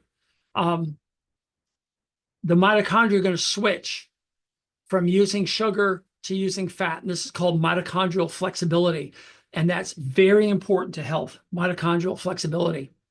I told you about reactive oxygen species. A lot of people call these free radicals, but free radicals are also in many industrial processes, and it's what's in the pollution above your city. But if they're inside a biological thing, they're called ROS, reactive oxygen species. And over time, they become inflammatory and reduce mitochondrial efficiency. Remember, the beavers are building a dam, and you want the mitochondria to be very efficient. And this is one of the reasons why they slow down. Glucose is a poor fuel for everyday use. It's like burning bad gasoline in a performance car. You've got your high-end Ferrari and you're putting in the cheapest gas you can find. The engine becomes less powerful over time. That's exactly what's happened when you feed sugar every day of the year. You must give time off from sugar to make that happen. Also, you need to allow time for rest. All animals, and this includes insects, earthworms, fish, everyone that they've studied, they found that all animals have a period of sleep. Even aquatic mammals, although half their brain stays awake so they can come up to the surface and get air. But all of them have a sleep period. And during that sleep time, no food is coming into the mouth. And that allows the cells to clean up all the damage that's inside the cell. Or if the damage is too much, they'll actually get rid of the cell and replace it. That's called autophagy or apoptosis. This is why having a period of time where the horses don't have any food is important. This belief that you have to have hay in front of them 24/7 is not only against natural way of eating, but there's no proof in science, no scientific study that's come out that says you have to do this. So, if you can come up with that, you just let me know. Okay. The other thing is when you reduce starch intake, you're going to lower insulin production. And as the demand is decreased, you'll open up the fat cell doors that will release the free fatty acids and triglycerides. And that's called lipolysis or lipolysis. Everyone calls it lipolysis, but lysis is the breakdown of fat. And that will help the fat come into the cells. And now the mitochondria will say, okay, let's start using fat for fuel. We're not going to use our glycogen storage because we don't have an immediate use. We're going to start using fat for cells. And what's going to happen is the horse is going to calm down. He's not going to have a lot of this inflammation within the cells or even outside the cells. They're going to calm down. And it's going to be so important. Yes, the horse is going to lose fat. And so many people do the no grain challenge where they stop feeding grain for 2 weeks and they come back to me and say, my horse has lost weight. To which I say to them, well, I can have you lose 10 kilograms right now. They say, really? How can you do that? Well, I'll cut your arm off because we'll be losing body fat, but muscle and bone and water, blood, all these things are going to be gone. So what do you mean by your horse is losing weight? And so they step back and they say, well, no, he's losing body fat. I said, okay, that's good. It means your horse is getting healthy. They said, but he looks terrible. And that, my friends, is exactly why we're going to go on to the next part of protein. By the way, if you step back from the horse, look at it from a distance, you're going to see that this horse may be becoming more lean, but they're usually happy and contented. And that's what we all want with our horses. So let's get into proteins and amino acids. This is my last part, and then I'll tie it up, and then you can go stretch your legs or have dinner. Proteins are giant molecules. They're just huge molecules, and they're made up of smaller molecules called amino acids. And it's often confusing because people say, how much protein should I feed? And I really want to say, well, it depends on the quality of the protein because not all proteins have all amino acids. Take a dictionary. And in that dictionary, if you're missing one letter, there's a lot of words you can't make. So if you don't have W, you can't say, where will we meet tomorrow? This is English, sorry. In Spanish, it's going to be different, but follow me. Where will we meet tomorrow? See right down here? This word, this word, this word, and this word all have W's in it. And if there's no W, all you can say is meet. All right? And the person you're asking can't say what, where, when, how, or why. All I can say is, huh. So no W's turns our conversation into meet, huh. So that's why amino acids are so important. So proteins, a lot of people don't think about this. People think protein is muscle, but proteins are all the hooves in the hair, what we call integument. Your hair, all you girls know about keratin. Keratin is the type of protein. Keratin comes in 100 different flavors. They can be hoof, they can be hair, and they can be everything in between. That's what keratin is. Muscles, connective tissue like ligaments, tendons, fascia, they're all protein.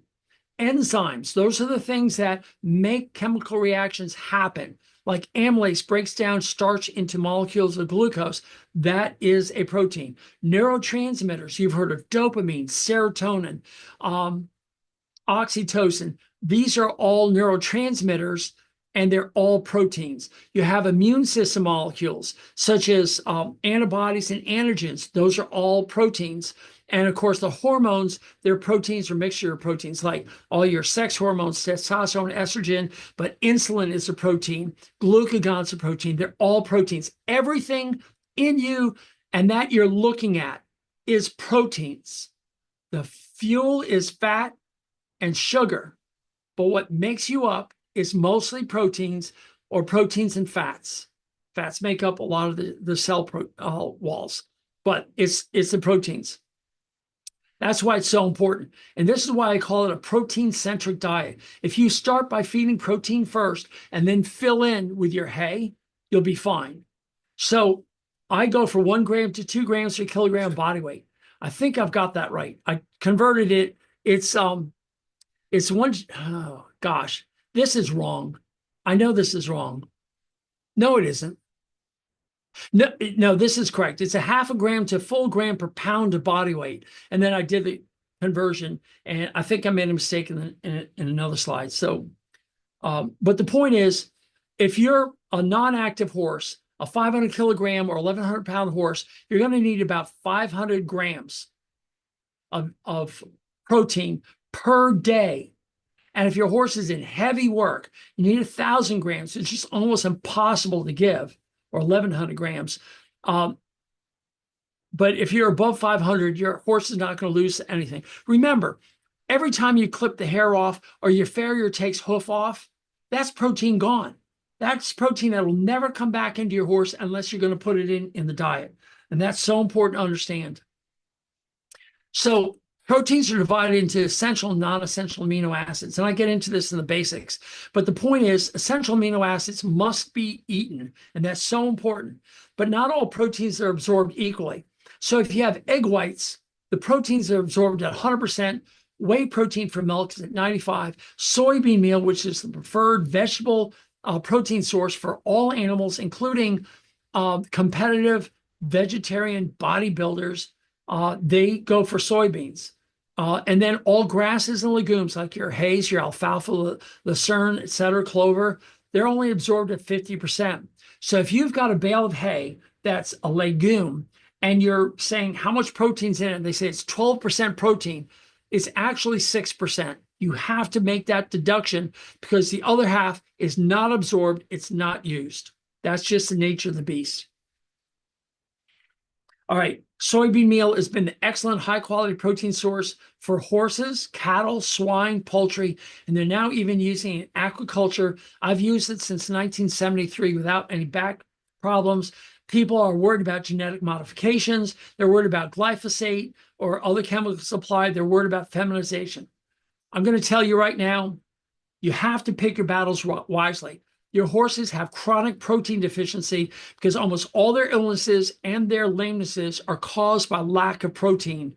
And you're worried about genetic modification, which every grain that you're putting in your horse through their commercial feeds and even your hay has been genetically modified. I can go online right now and buy Roundup Ready alfalfa seeds and seed my whole farm with alfalfa seeds that I can spray glyphosate on to kill all the weeds and allow my crop to grow healthily. So everything's genetically modified. The other thing is the chemicals applied, they're on everything. Your hay, when's the last time you got a moldy bale of hay? A long time ago, right? It's probably because it's been sprayed with glyphosate, which is known as Roundup, and there's 7 other manufacturers of glyphosate, so I don't know what you buy over in your country. But it dries the hay so it doesn't mold. And then feminization, it's not even worth talking about. Nobody ever has worried about feminization of their stallion when they castrated them. So it's just a moot point. I've been feeding for so long with almost no problems. If you have polysaccharide storage myopathy of a certain type where the calcium channels are blocked, apparently soybean meal can actually stimulate these horses to become aggressive. It's so rare, but it does happen, but that's just an aside.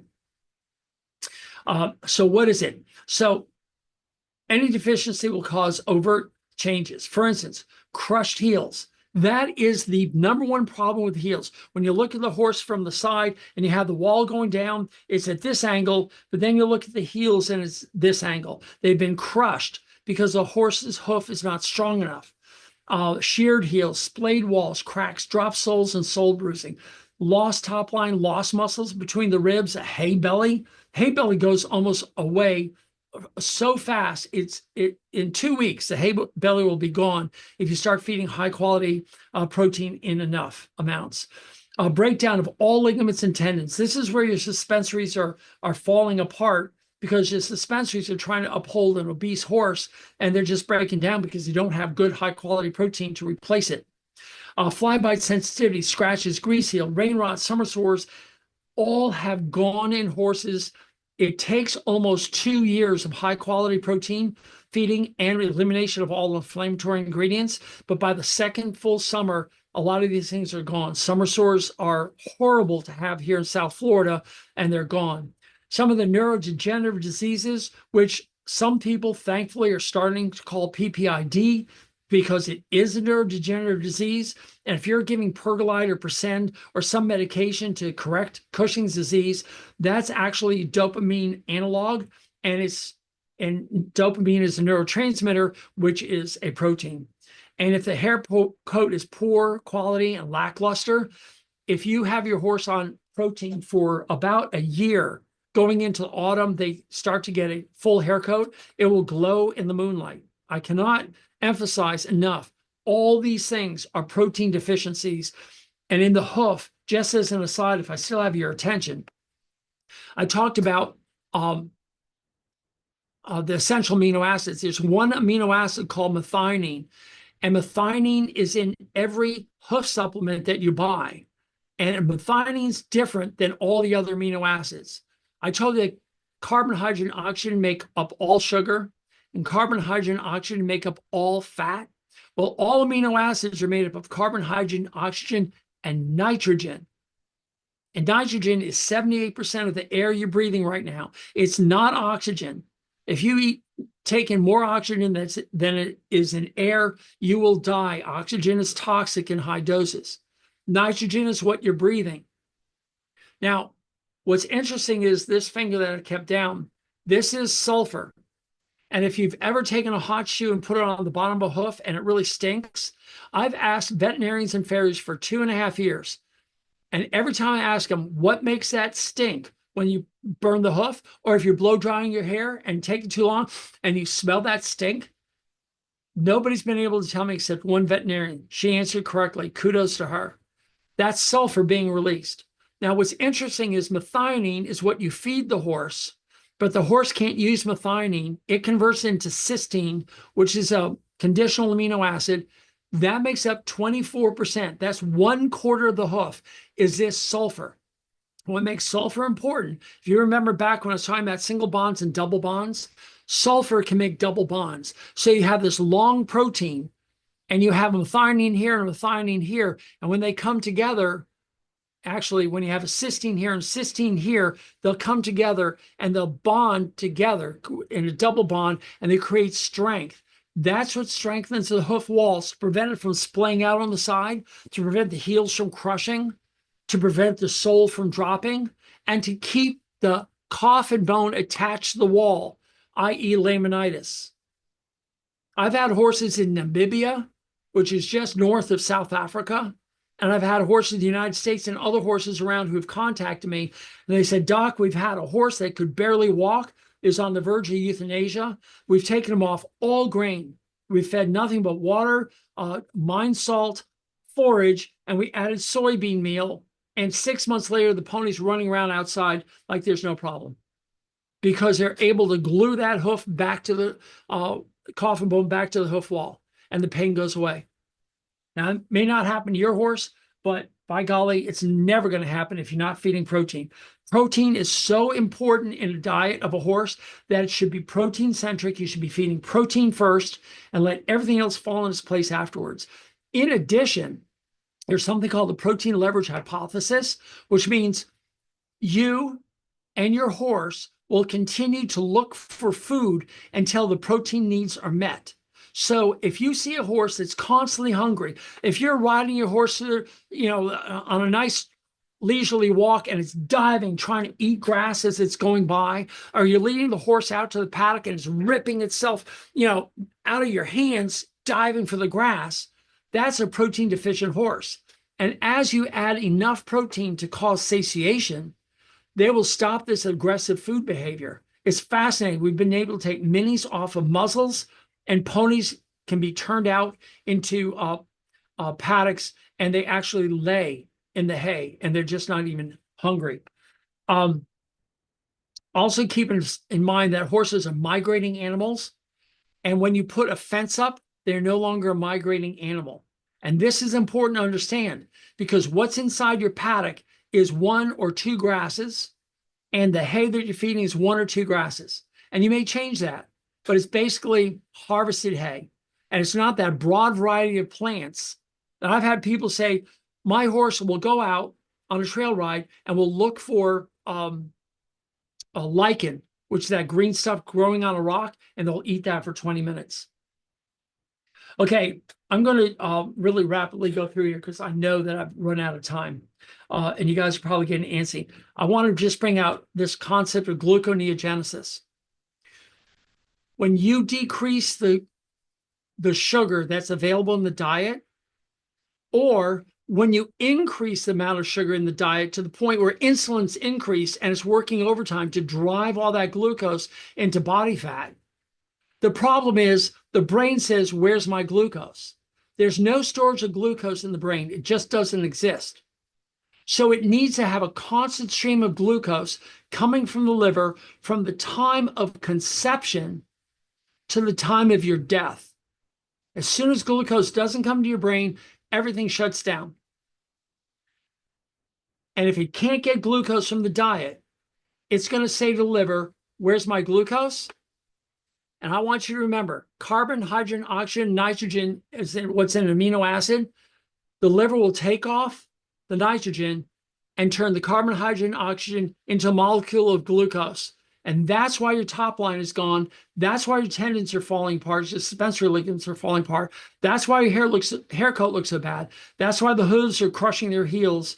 And that's why all the old people at the local town mall are going to fall over from something called sarcopenia because they're eating too much sugar and all their protein is being consumed. If you don't believe it, look at any starved animal. With starvation, all the body fat goes away and then all the muscle goes away in that order. But in overfeeding, you have an increase of body fat, but in the background, you have a loss of muscle. And that's what's killing our horses. So, Gemma, I see you in there, and I'm at the review, and I think I pretty much said everything possible here.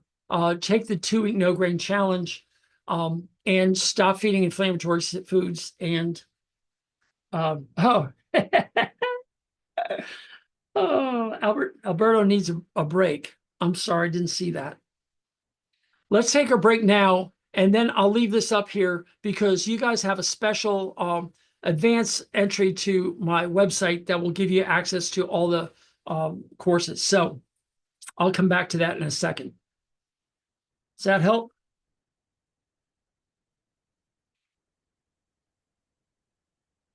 Your microphone's off, Gemma.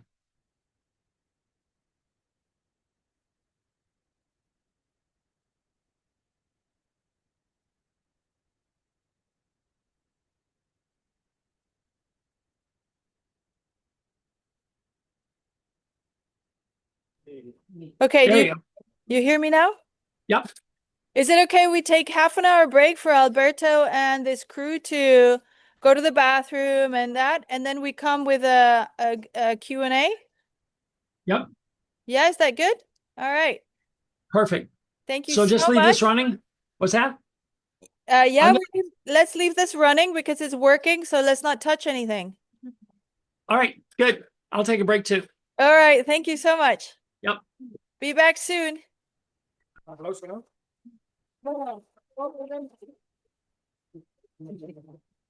That was a lot, wasn't it? Riders. Sorry about that. the recording just got put on. We're being asked how do you actually feed a horse?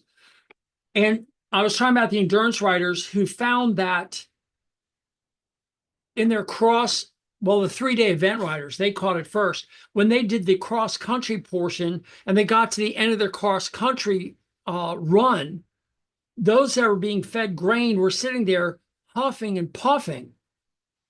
And those that are on an all forage diet with soybean meal was sitting in the starter box, quiet, relaxed, almost asleep. In fact, the rider said people walk by and laugh at her, saying this horse won't go anywhere. It's like out of a movie. And when the starter pistol went, that horse flew across the cross country and got to the end of it and said, I'm ready for my second run. Wasn't even tired. The recovery time was great.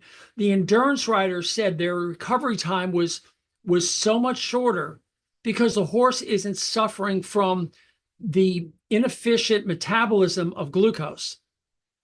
So if you understand that protein has to be fed to replace everything that's lost, and then you have to feed the fuel that keeps them going, and the fuels are fat and sugar, and the sugar comes from starch and the fat comes from cellulose.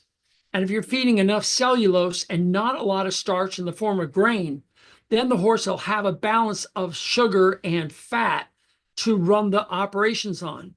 And when you give the horse a chance to rest and allow the refueling of the cell with fat, then when the energy is used, they can burn the fat and the sugar both, which is a better, more efficient engine than just sugar. I hope that helps. It's frustrating because we all think that we need sugar. And here it is for me. It's coming up on 2 p.m. I've been up since 5 a.m. I've had coffee that has collagen powder in it, which is pure protein. It's not a high quality, but it's good for the skin and hair. I've put butter in it, and I put medium chain triglycerides in it. Caprylic acid. You guys know it as coconut oil, but it's a refined coconut oil. And I have that. And then just before I started this, I had some homemade sourdough bread. So there's some carbs there. And I put some cream cheese on it and butter. And I'm not even hungry. And I'll be able to go to this afternoon. And during the break, I'm watching all of you putting all these foods like potato chips and sodas, and it's hard to see what you're actually eating. But you're loading up with carbs to make you think you've got energy. And yes, it's a quick hit because glucose is going to rise. But then your job, your body's job, is to put all that glucose away because it's so toxic, and let's store it in the glycogen. But because you're sitting there all day, you have no place to put it. So now it's going into the liver and it's being released to the brain, which is keeping you awake. But then it's slowly going to be converted into fat, which is going to make you sleepy.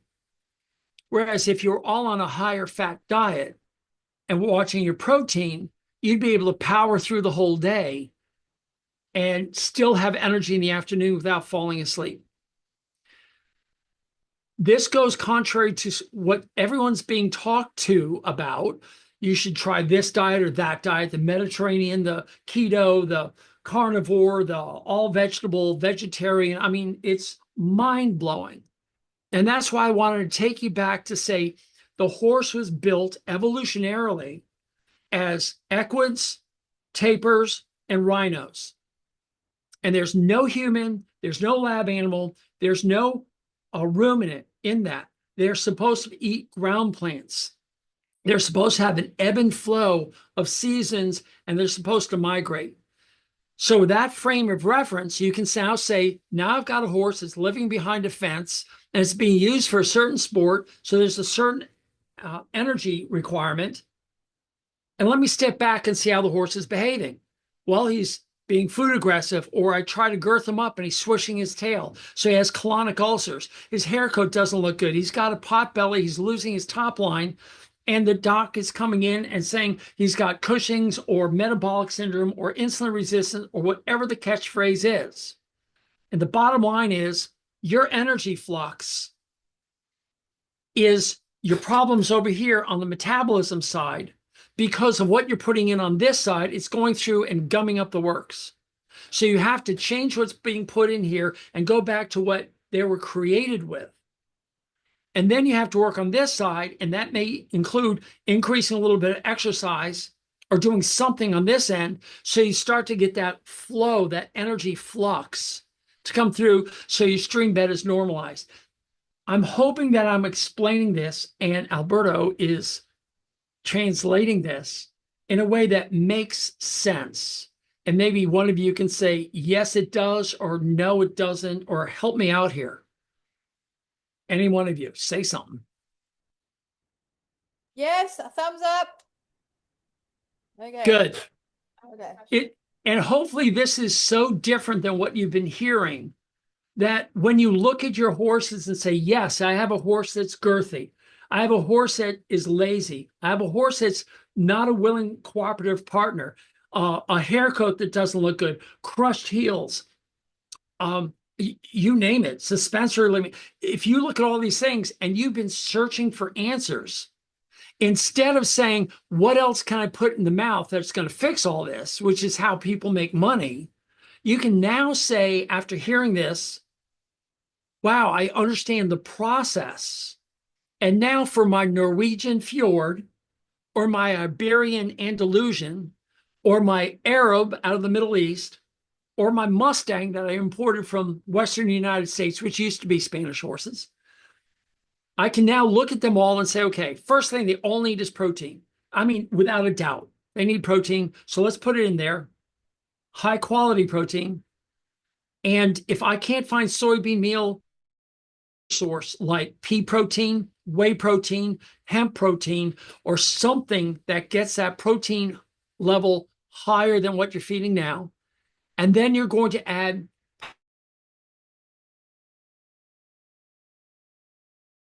hay. And if your horse is obese and you want to do something more, you're going to take all that hay and put it in a tub of water and let it soak for at least an hour, or you're going to leave it in there for 12 hours. As long as it's underwater, it won't mold. And you take that out and rinse it all off. And now all the extra is gone. And now you're on a low sugar, high fat diet, and your horse will lose body fat. And with the extra protein, he'll start healing quicker. So that's it. It's not that complicated. And this should make all of you happy, costs you nothing. I mean, it might cost you soybean meal, which in my country is approximately 50 cents you're going to spend a day. So I don't know what a euro is. They're almost equal to a dollar. So half a euro. Does that make sense? Maybe less a day. And you're meeting all the protein needs of your horse. And you're going to get decreased feed costs, decreased money spent on supplements, decreased veterinary costs, improved performance, improved health span, and a happier horse. Decomplexicated. Thank you, Geoff. Okay, we have another 2 questions coming up. So let me just. What's your question? Does it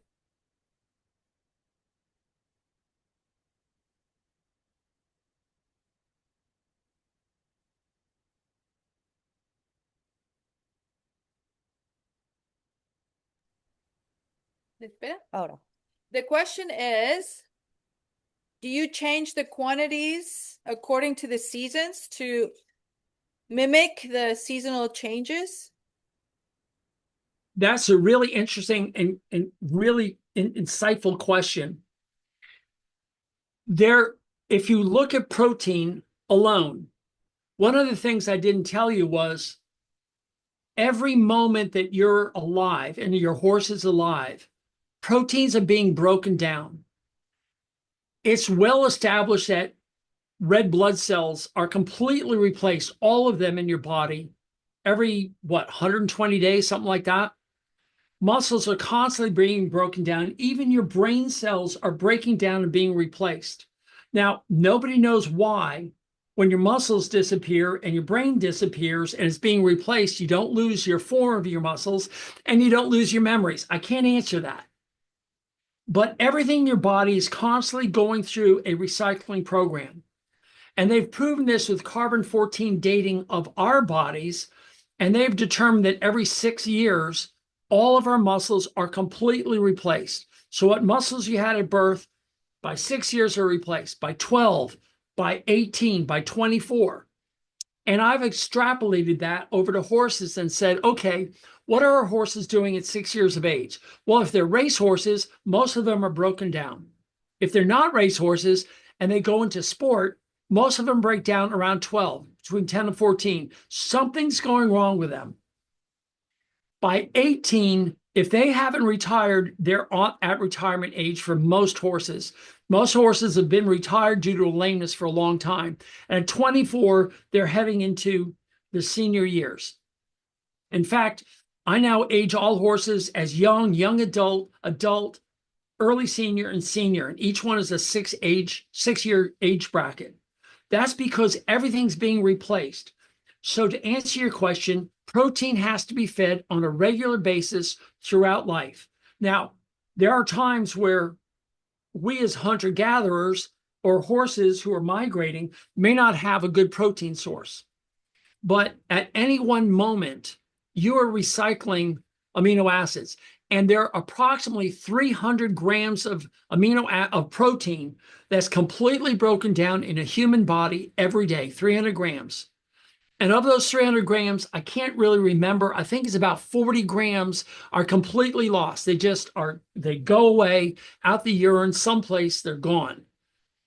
Maybe there's go into gluconeogenesis. But if you have a high rate of gluconeogenesis, that rate of turnover goes higher and higher out of your 300 grams in a human.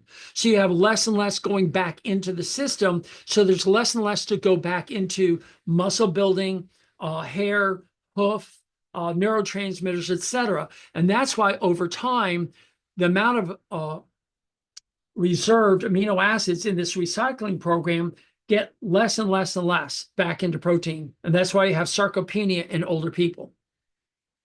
So no, I think that you should feed the same amount of protein throughout the period. If you're feeding excess protein, your horse will burn that as fuel and get rid of it. You'll probably smell more ammonia in the urine. And this is really common in the horse in the wintertime with the barn doors closed.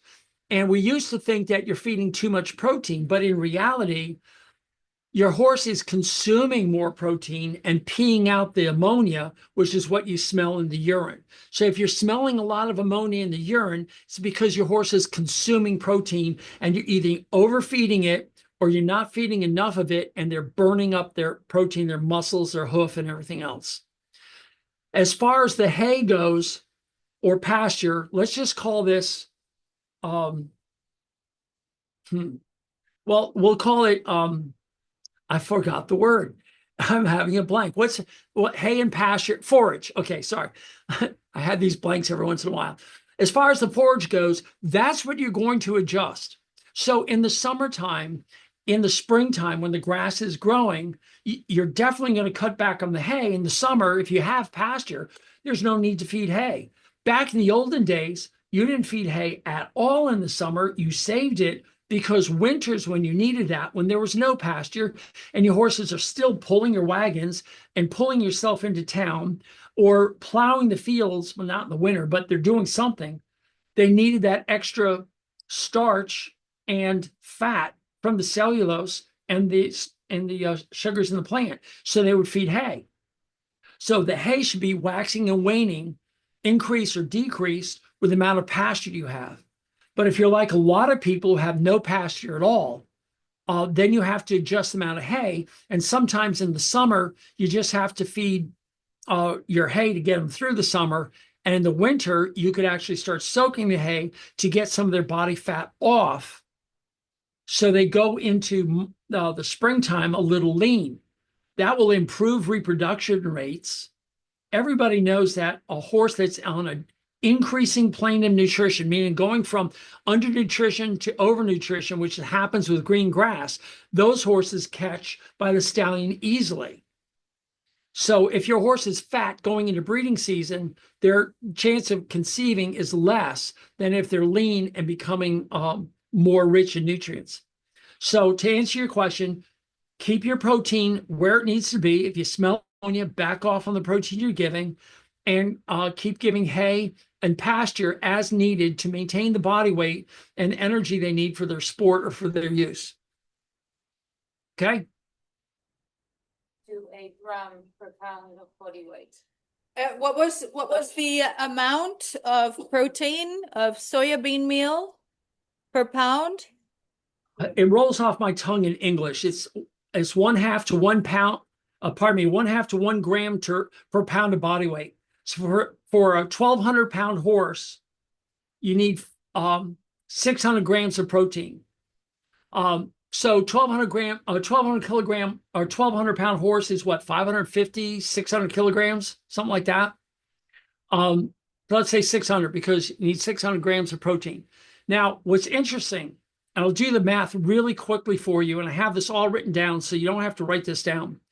But let's say you're feeding 1.5% of their body weight in hay, in forage, and that forage is 10% protein. Unfortunately, there's no one on the planet who can go out and measure how much grass a horse eats. I mean, they don't have a grass intake meter made for horses. So, assuming that all they're going to do is eat hay, if you feed 1.5% body weight of hay at 10%, first you have to make that 5% because it's only 50% absorbed, no matter what it is, whether it's alfalfa or a grass hay. And then you'll also have to multiply. Okay, then you multiply by the amount of hay that you've got, and the math comes out to about 454 grams of protein in a 20-pound serving of hay. So 454 grams is not meeting your minimum cutoff for 600-pound horse. Pardon me, 1,200-pound horse, 600-kilogram horse. So if you add 1 pound, which is 454 grams, I love telling people 454 grams per pound. If you feed 454 grams of protein, it's not enough. But if you feed 1 pound, which is 454 grams of soybean meal, that is 80% absorbed and 48% protein, you're going to get 174 grams of protein out of 1 pound or 454 grams of soybean meal. So 1 pound or 454 grams of soybean meal will give you 174 grams of protein. You add that 174, let's call it 175, to the 454 grams of protein from the hay, let's just call it 450. You're over 625 grams of protein total. So 1 pound of soybean meal and 20 pounds of 10% hay will give you 625 grams of protein. And it's high quality protein from the soybean meal and good quality protein from the hay, which means it doesn't have all the amino acids. But luckily, 1 pound of soybean meal is going to fill in the gaps of the amino acids that you need. And for most horses, that will transform your horse in about 6 weeks to 6 months, meaning in about 6 weeks, you're going to see the hay belly go away. 6 to 8 weeks, the hair coat is going to look better, especially if it's the spring when they're shedding or fall when they're putting a new hair coat in. The hooves, in about 2 to 4 months, you're going to see new hoof growth come down. And your farrier is going to say, oh my gosh, I don't know what you're doing, but keep it up. The hooves never look better. And that's going to take at least a year, sometimes 2 years. It's rare, but it can. Some of these horses that are prone to sole abscesses will still get a sole abscesses 2 years out. But most horses that have sole abscesses stop having them. Hair coats look better. And then the top line, which the older the horse is, the longer it's going to take to get the top line back. And it's going to start at the rump and move its way up under the saddle. And the last place it's going to fill in is the withers. So be patient. And this is why I say in the 2-week no grain challenge, the most important thing is to start a journal and write down all the problems that your horse has. Take pictures of it if you have to. Get other people to come in, like your veterinarian, your farrier, or your neighbor, to take a look and assess your horse. The guy has a weed trimmer outside the door. If that's bothering you, it'll go away in a second. And write everything down, because you need to look back over the weeks and over the months and say, okay, where were we back in May? Because we're heading into autumn. In October, November, the cold rains are coming. Is my horse prepared for winter? Is he got enough body fat? Is the muscle coming back? Are the hooves better?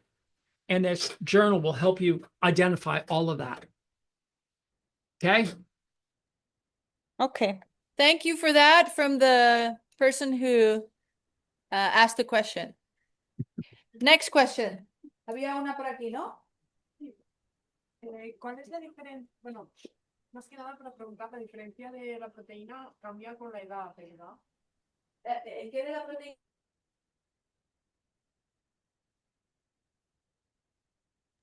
Cambia. Does the quantity of the protein change with the age of the horse? No.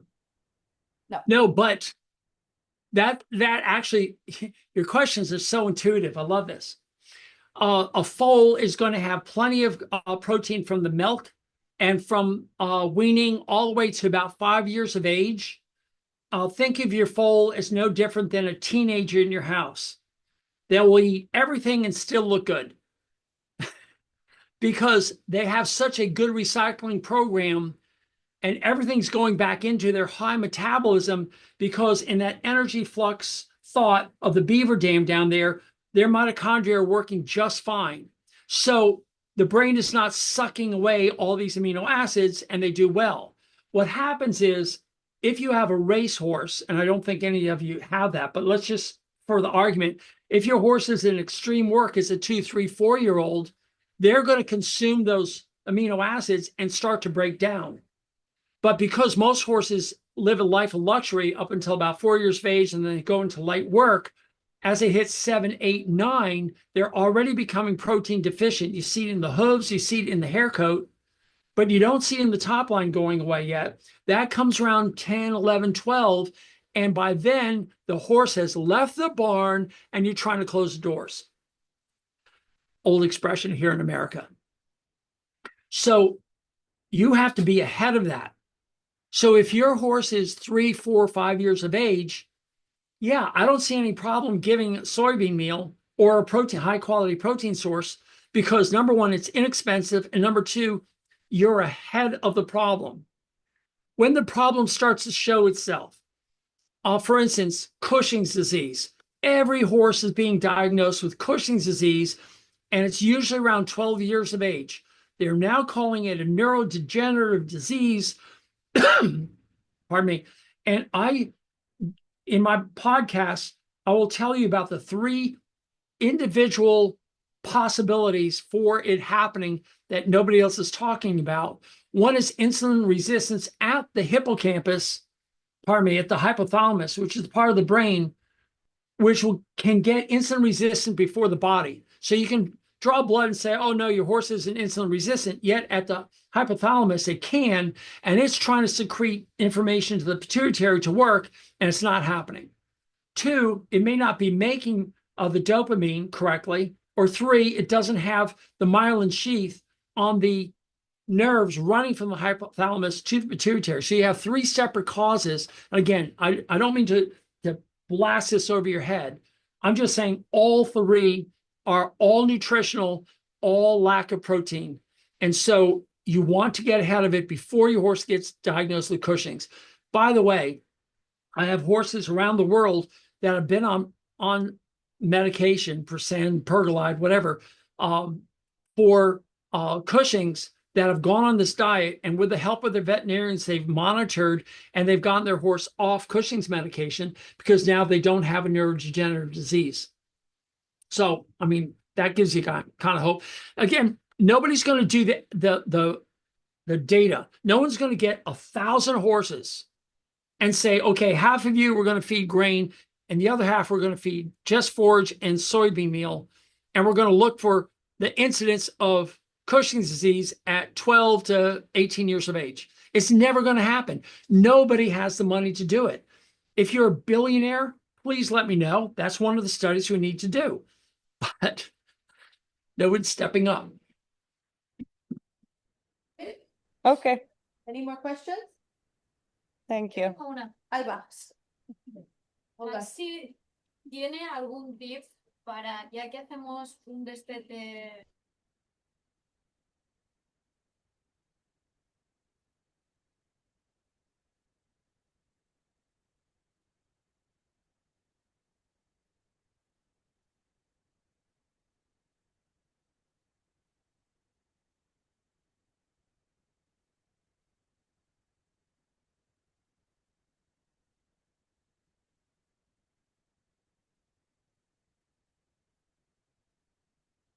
Question.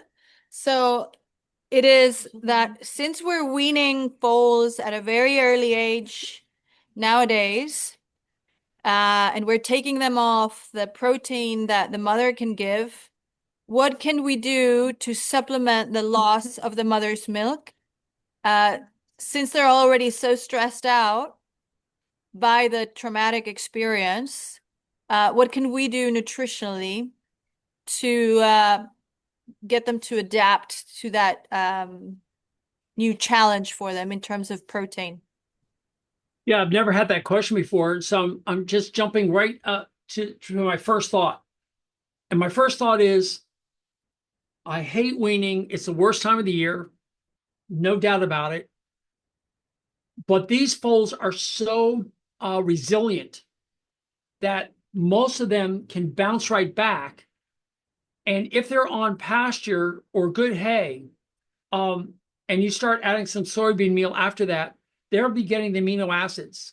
Now, keep in mind, when we say protein, we think of meat in humans, fish, chicken. We think of the legumes, the beans that we have, collagen. We think of all these different proteins. But now I just want you to say, forget all those words that we've applied to proteins.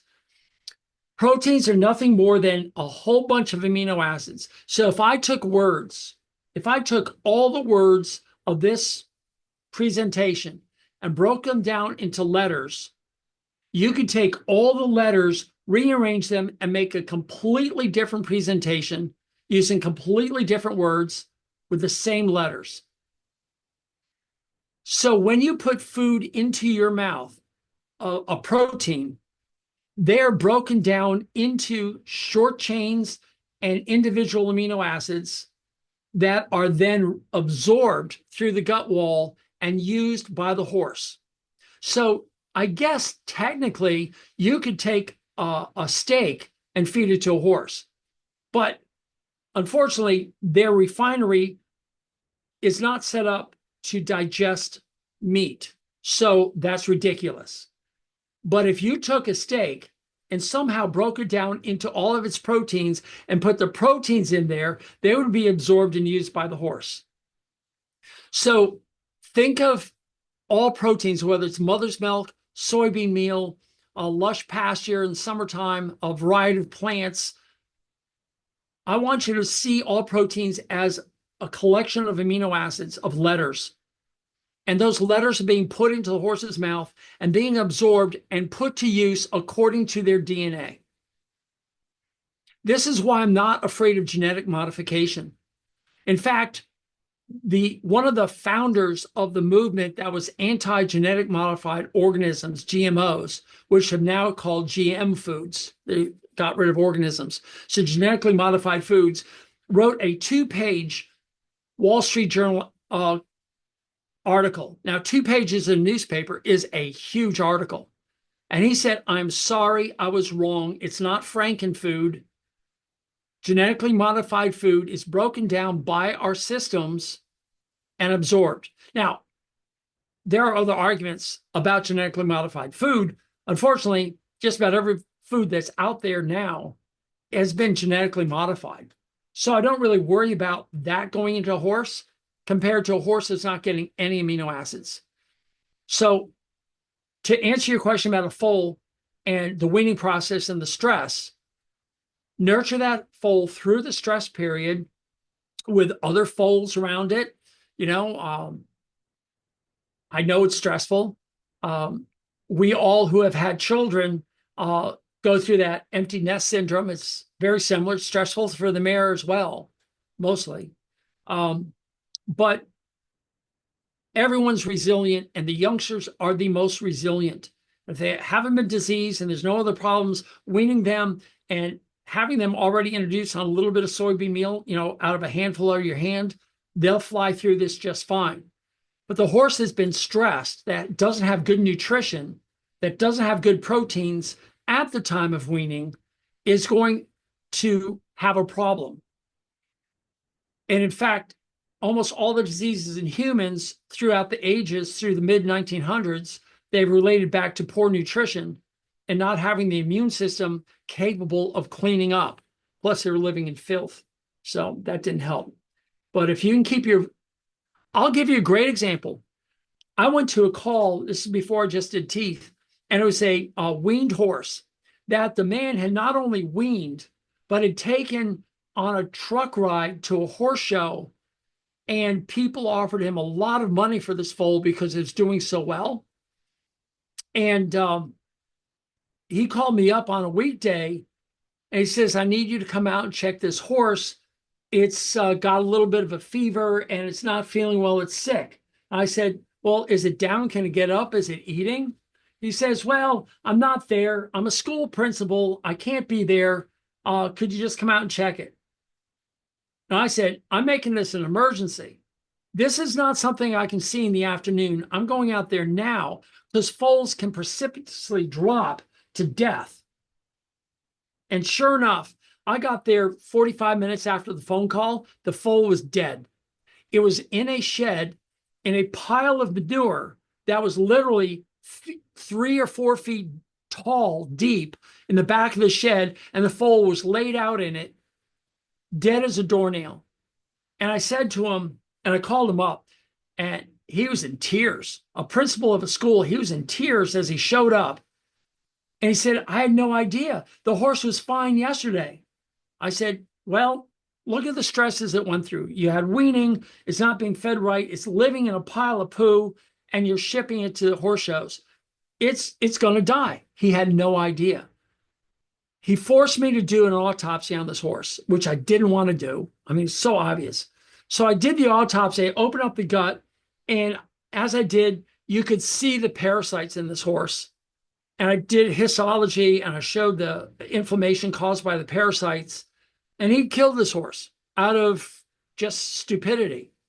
So your answer really, or your question really isn't off base, because a lot of people don't understand how tenuous these horses are. So if you take a foal, you give them the advantages of a clean environment, other foals to be with, a weaning process that you make gradual so they're taken away and they're brought back so they understand this process, and you start them on some soybean meal or whatever protein source you have in your area that's going to work. And these foals should be able to transition through the weaning process pretty well. The fact that you're aware of it, you're miles ahead of a lot of people. Okay? Okay, Thank you from Alba. So that was a good question. Do we have any more questions? Question. ¿Me reactivas el audio? Sí, listo. Ah, vale. Do you hear me? Yes. Okay. I have a question. Well, it's more like a request. Can you explain the no grain challenge so that maybe people here would maybe like to try it? And Sure. maybe you can offer them a follow-up or some sort of what is it called? Accompaniment through it.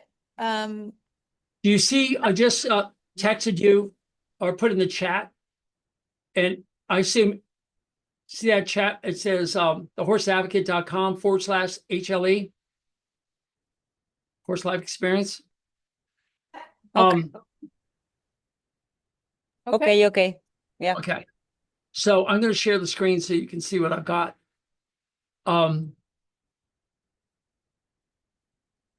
Okay, so this is a web site, a web page, and this is the horsesadvocate.com/HLE.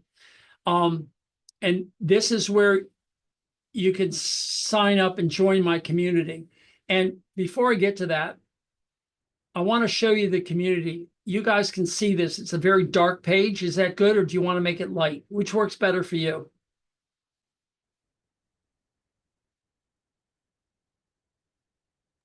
Dark is good. It's not letting me change anything. Mm. I can usually make this light. Oh, well. So this is the community.thehorsesadvocate.com. And I have the whole explanation of what the 2-week no grain challenge is. I've got a YouTube video, and the whole explanation is here. So my son said it's too long and I need to condense.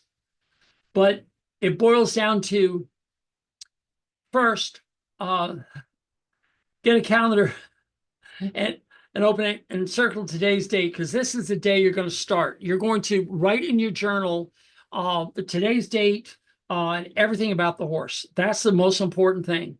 Then you're not going to feed any grains or inflammatory foods or excess sugars. This includes natural sugars, as you find in starch and grains or starch and hay.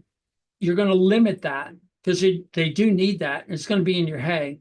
You're going to eliminate treats and supplements with sugar ingredients like corn, wheat, oats, carrots, apples, molasses, honey, and the inflammatory byproducts, which include wheat midds or middlings, seeds, hulls, seed oils, and any other byproduct.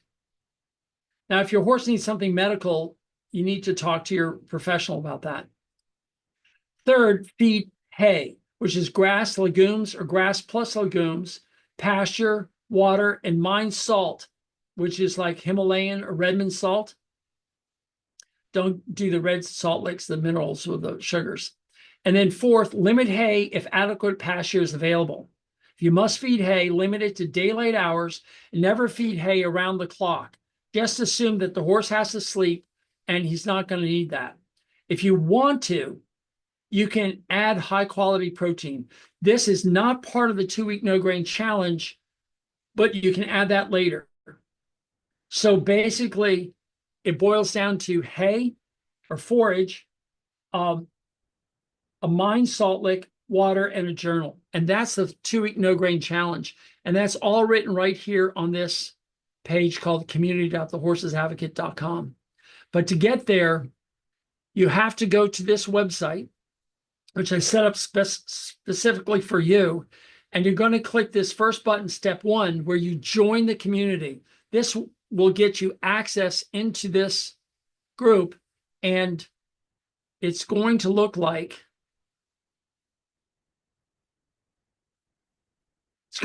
this. So you're going to see padlocks on all this. You can't take the courses. You can't ask Doc T anything, but you have access to all these different things. Like in care topics, you have all these articles that I've written, and I have so many more coming. And then you can also just go over here and hit nutrition. I have 2, and one of them is the No Grain Challenge frequently asked questions. So that's available. So for free, you can join the Horses Advocate community by hitting that first step 1, and you need to log into this platform, and you'll be able to read this, and that can tell you everything, all the questions that you have about it. So I'm not hiding anything there. It'll also tell you what the No Grain Challenge. But then if you become a member and enroll in Doc T's Inner Circle, that will gain. Whoops. I have to do Doc T's Inner Circle. This is so cool. It's such a cool platform. It'll open up everything. You notice there's no more padlocks on any of these things. So you can go to the nutritional essentials, and there's all the lessons that are in the essentials, the importance of protein, GMO and pesticide.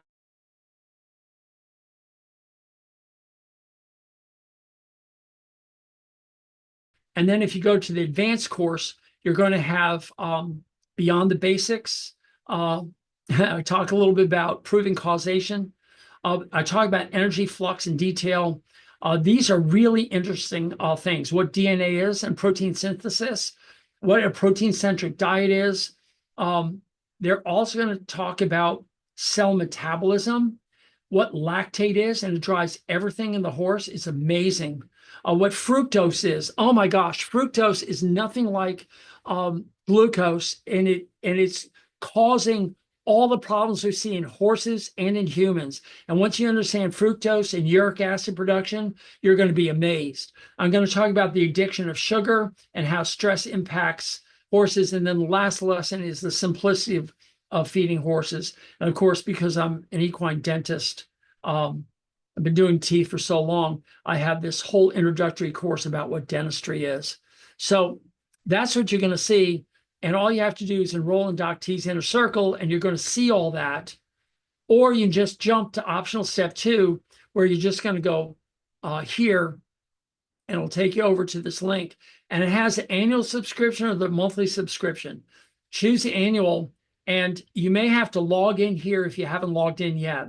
And then put in the code capital HLE-2025 and apply that. And it's going to knock it in half.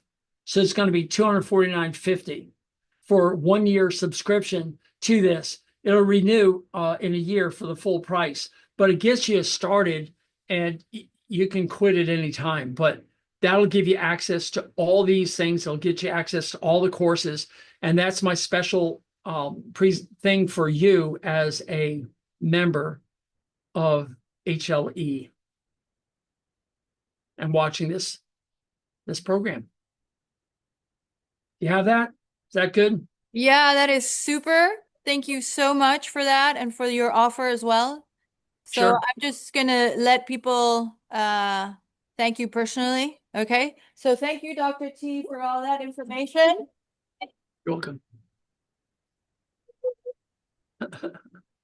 That's so funny. I can't hear anybody clapping. Well, that was mind blowing for a lot of them. So they're going to have to digest literally a lot of that. And thank you for being us for all this time. Thank you, Alberto, wherever you are, for this amazing translation. Can I And say one more thing? yeah, You can get all this information for free from the Horse Advocate website. I will be transferring everything from the horseadvocate.com over to the new platform. So that's going to be going away. So become a member. That's free, and you can get on your phone or your iPad. But if you look at it on a browser window, I am now using artificial intelligence. So any of the questions, you just type into the artificial intelligence search bar, and it'll come up with some crazy. I mean, I can't use it here because it's not allowing me. But it will answer as if I'm talking to you using all the information, like what is protein? PRO. Oh gosh, I'm not sharing the screen.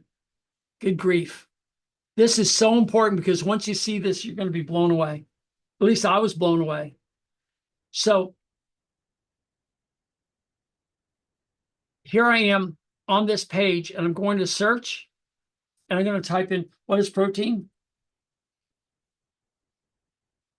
And you're going to see Ask the Horse Advocate Agent, which is AI, and it sits there and it's actually thinking. And this happens, I'm asleep, I'm on the other side of the planet. You can even ask this in Spanish, and this is everything here. All right. And now what's really cool is, I got to move this out of the way. I'm going to go down here and say, please translate into Spanish. And watch this, gang. Watch this. This blows my mind. Come on, you can do it. See? Can you see all that? All in Spanish. Your whole answer. that is so cool for all our Spanish speaking people.